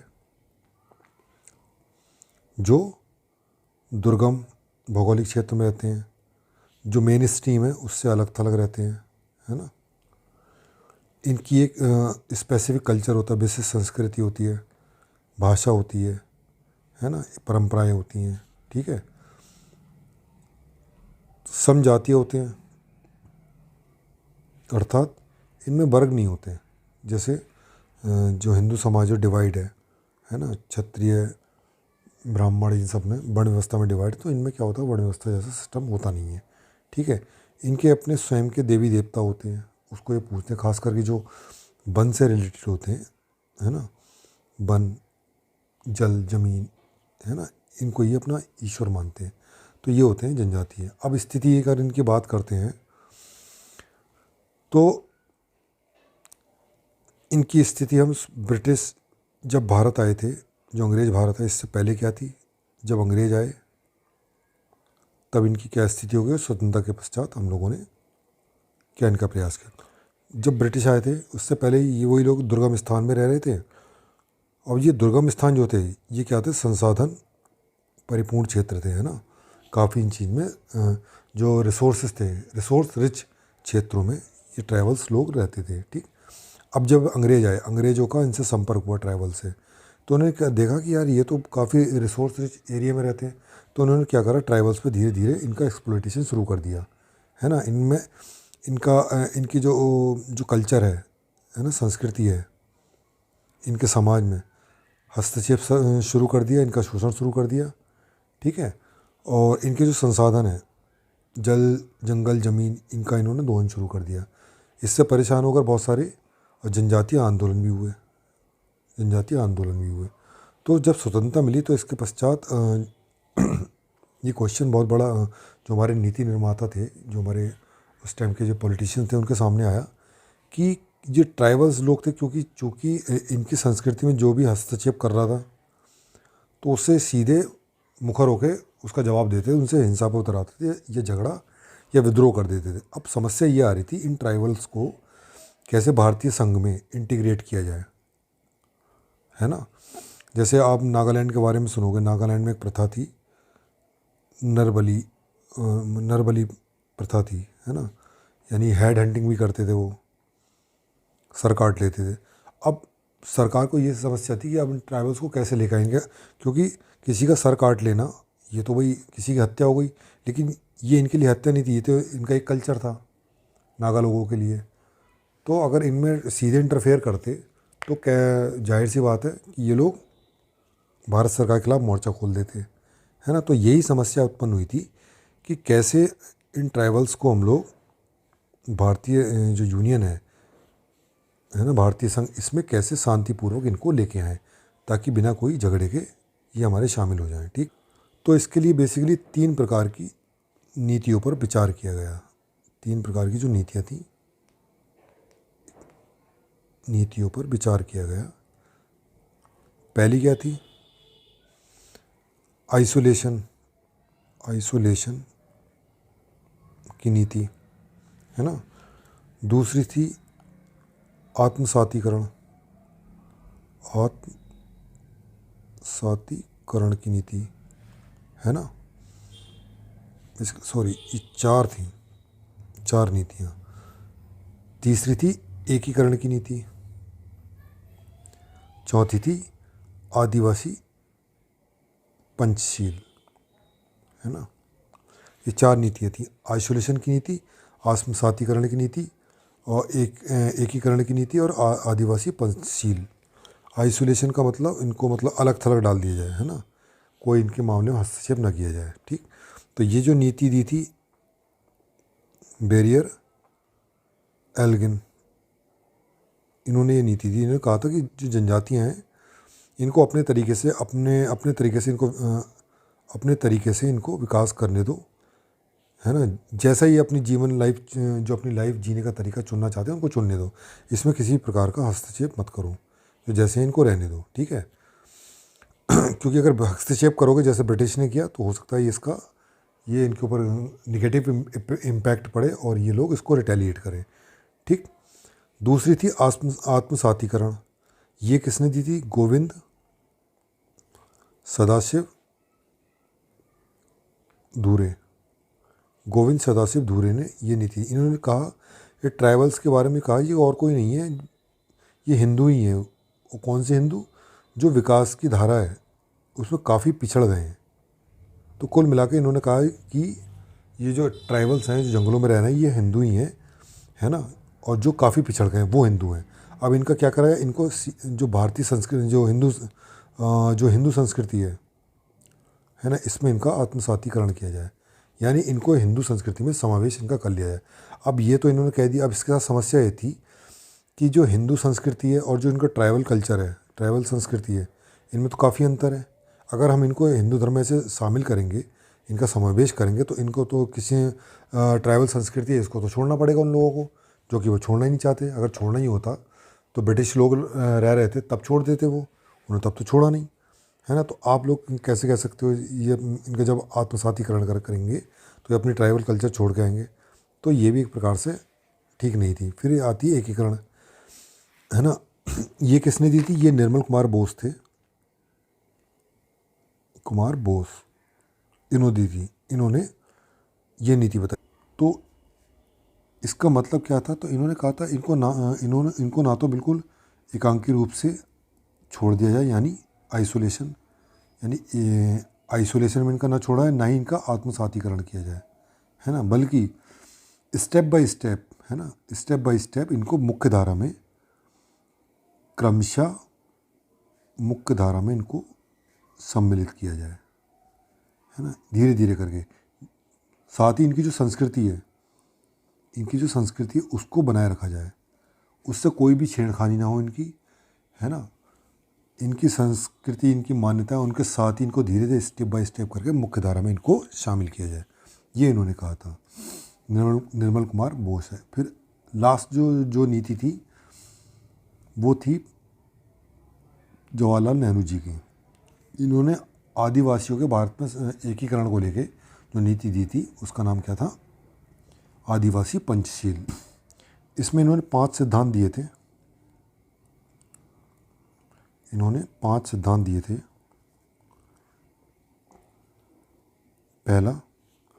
पहला ये था कि उनकी जो आदिवासियों की क्षमता है ना, अपनी क्षमता के अनुसार उनका विकास, वो अपनी क्षमता के अनुसार ही अपना विकास करें, बल्कि जो विकास करें ना कि बाहर से नीतियों के द्वारा इन पर विकास के जो रफ्तार है, विकास की जो नीतियाँ हैं वो थोपी जाएँ। ये अपनी क्षमता के अनुसार ही विकास करें। ठीक। दूसरा है इनके रीति रिवाज, इनकी संस्कृति, इनकी भाषा, इसका सम्मान हो।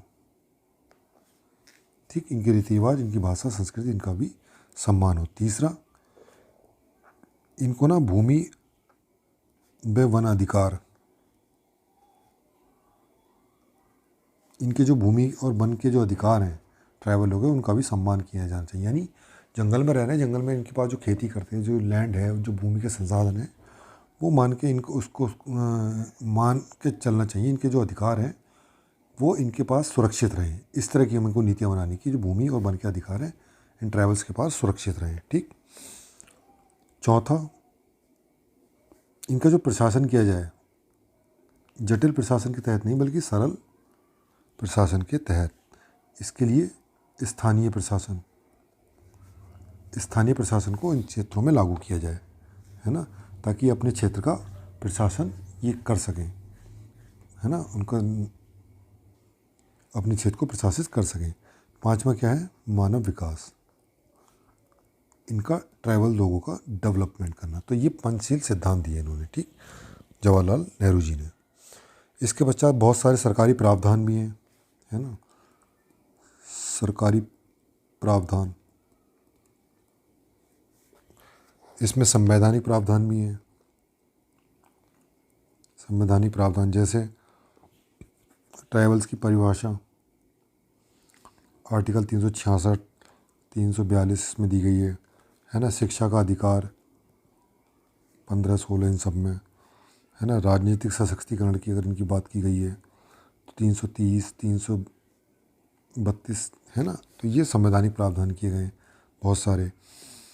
विधिक प्रावधान भी किए गए हैं। विधिक प्रावधान जैसे पेशा एक्ट, पेशा कानून जो जनजातीय क्षेत्रों में इसमें लागू किया गया है ना। फॉरेस्ट राइट एक्ट, है ना, जो वन अधिकार है वो इनको प्रदान किए गए। तीसरा, अस्पृश्यता निवारण अधिनियम बनाया गया 1955 या 56 ऐसी है, ठीक। ये विधिक प्रावधान किए गए। नीतियाँ भी कुछ बनाई गई हैं, जैसे स्टैंड अप नीति, वन बंधु नीति। तो इनके माध्यम से ट्राइबल्स का वेलफेयर करने का प्रयास किया गया, जो नेहरू जी ने पंचशील जो बताए थे उसके माध्यम से ये योजना इनके लिए चलाई गई। लेकिन अगर देखा जाए तो क्या ट्राइबल्स का इतना डेवलपमेंट हो पाया, एकीकरण इस हिसाब से हो पाया?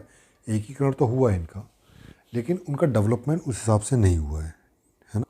उसके अगर कारण की बात की कि क्यों नहीं हुआ इतना, तो पहला जो पॉलिसी बनाई गई थी उनका क्रियान्वयन ठीक से नहीं हो पाया। दूसरा, क्योंकि ये जो ट्राइबल अफेयर थे, जितने भी इनके मामले थे, इनसे जुड़े हुई जितनी भी कल्याणकारी थी, ये राज्य सरकारों के द्वारा होने थे। राज्य सरकार की इच्छा शक्ति का अभाव था, इसलिए इनका डेवलपमेंट नहीं हो पाया, ठीक। तीसरा, जो ट्राइबल्स के लिए जो फंड एलोकेट, इनके कल्याण के लिए, वेलफेयर के लिए जो फंड एलोकेट किया जाता था ना, आवंटित किया जाता था इनको, वो पूरा इन पर खर्च ही नहीं होता था। और जब पूरा खर्च नहीं होगा तो कैसे इनका वेलफेयर होगा। चौथा, जो आदिवासी सलाहकारी परिषद है ना, जो आदिवासी सलाहकारी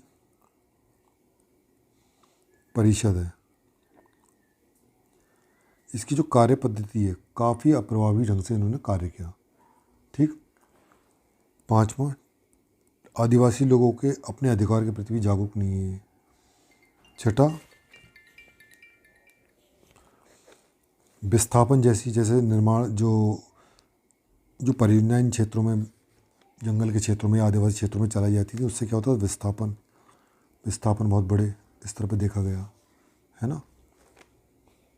सातवां, इनमें जो प्राथमिक शिक्षा दी जा रही थी इनको, बहुत सी जगह इनकी मातृभाषा में प्राथमिक शिक्षा, जबकि मातृभाषा में होनी चाहिए, लेकिन मातृभाषा में शिक्षा नहीं मिल रही थी इनको, ठीक है।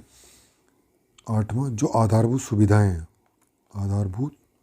सुविधाएं जैसे बैंकिंग, इन तक इनकी पहुंच ही नहीं थी। तो कुल मिला के बहुत सारी चीज़ें ऐसी थी। पॉलिसी तो बहुत सारी लाई गई, लेकिन जो ट्राइबल्स का जो वेलफेयर होना चाहिए था वो हिसाब से हो नहीं पाया। अगर इनकी वेलफेयर की अगर बात करें तो अगर वे फॉरवर्ड में देखें हम लोग, तो एक शासन समिति, अब इसको क्या प्रोनाउंस करेंगे इंग्लिश में, इसको लिखा जाता है शासन समिति ने काफ़ी अच्छी जो ट्राइबल वेलफेयर से रिलेटेड है उसकी जो अनुशंसा है उसको इम्प्लीमेंट करने की बहुत ज़्यादा ज़रूरत है। कौन कौन सी इन्होंने दी थी? एक तो इन्होंने दी थी कि जो पेशा एक्ट है ना, पंचायत एक्सटेंशन एक्ट, और दूसरा FRA, फॉरेस्ट राइट एक्ट, इनका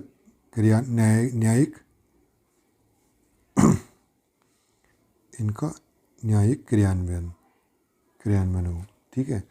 दूसरा, इन्होंने बताया ग्राम सभा को ज़्यादा शक्तियाँ दी जाएं, भूमि खरीदने से रिलेटेड, बेचने से रिलेटेड, है ना। तीसरा, जो खनन कार्य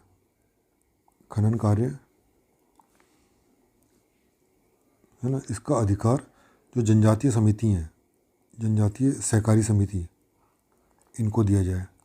मतलब ट्राइबल क्षेत्रों में अगर कोई खनन कार्य चलाना है या खनन का अधिकार है, वो ट्राइबल जो जनजातीय समिति है, जनजातीय सहकारी समिति, इनको इसका अधिकार दिया गया है, ठीक है। तो इस टाइप से कई सारी इन्होंने बहुत सारी रिकमेंडेशन दी थी। इसी प्रकार एक और समिति थी, देवर समिति, ये भी ट्राइबल वेलफेयर से रिलेटेड थी। है ना। तो इनकी जो समिति थी, इन दोनों की समिति की अनुशंसाएं अगर लागू करी जाती हैं तो ट्रैवल वेलफेयर अच्छी तरीके से हो पाएगा। इनका देखा जाए तो हमारे देश में जो आज की डेट में स्थिति है, जो आदिवासी इनका राजनीति जो पॉलिटिकल इंटीग्रेशन है, राजनीतिक एकीकरण, ये तो हो गया, लेकिन सामाजिक एकीकरण और आर्थिक एकीकरण अभी नहीं हो पाया है। तो अगर पूरी तरीके से सामाजिक राजनीति के साथ साथ सामाजिक आर्थिक एकीकरण करना है तो ये शासन समिति और देवर समिति की जो अनुशंसा है इस पर हमें काम करना होगा। तो अब ये जो पोस्ट इंडिपेंडेंट है ये मेरे स्तर पे तो ख़त्म हो गया। अब आप लोगों को अलग से पढ़ना हो तो पढ़ लीजिएगा, मेरे स्तर पे ख़त्म हो गया। अगला जो पढ़ेंगे हम लोग वो पढ़ेंगे वर्ल्ड हिस्ट्री, है ना। वर्ल्ड हिस्ट्री के पहले क्वेश्चन देख लेते हैं कौन कौन से क्वेश्चन आए, ठीक है, उसके बाद इसको पढ़ना शुरू करेंगे। Thank you so much.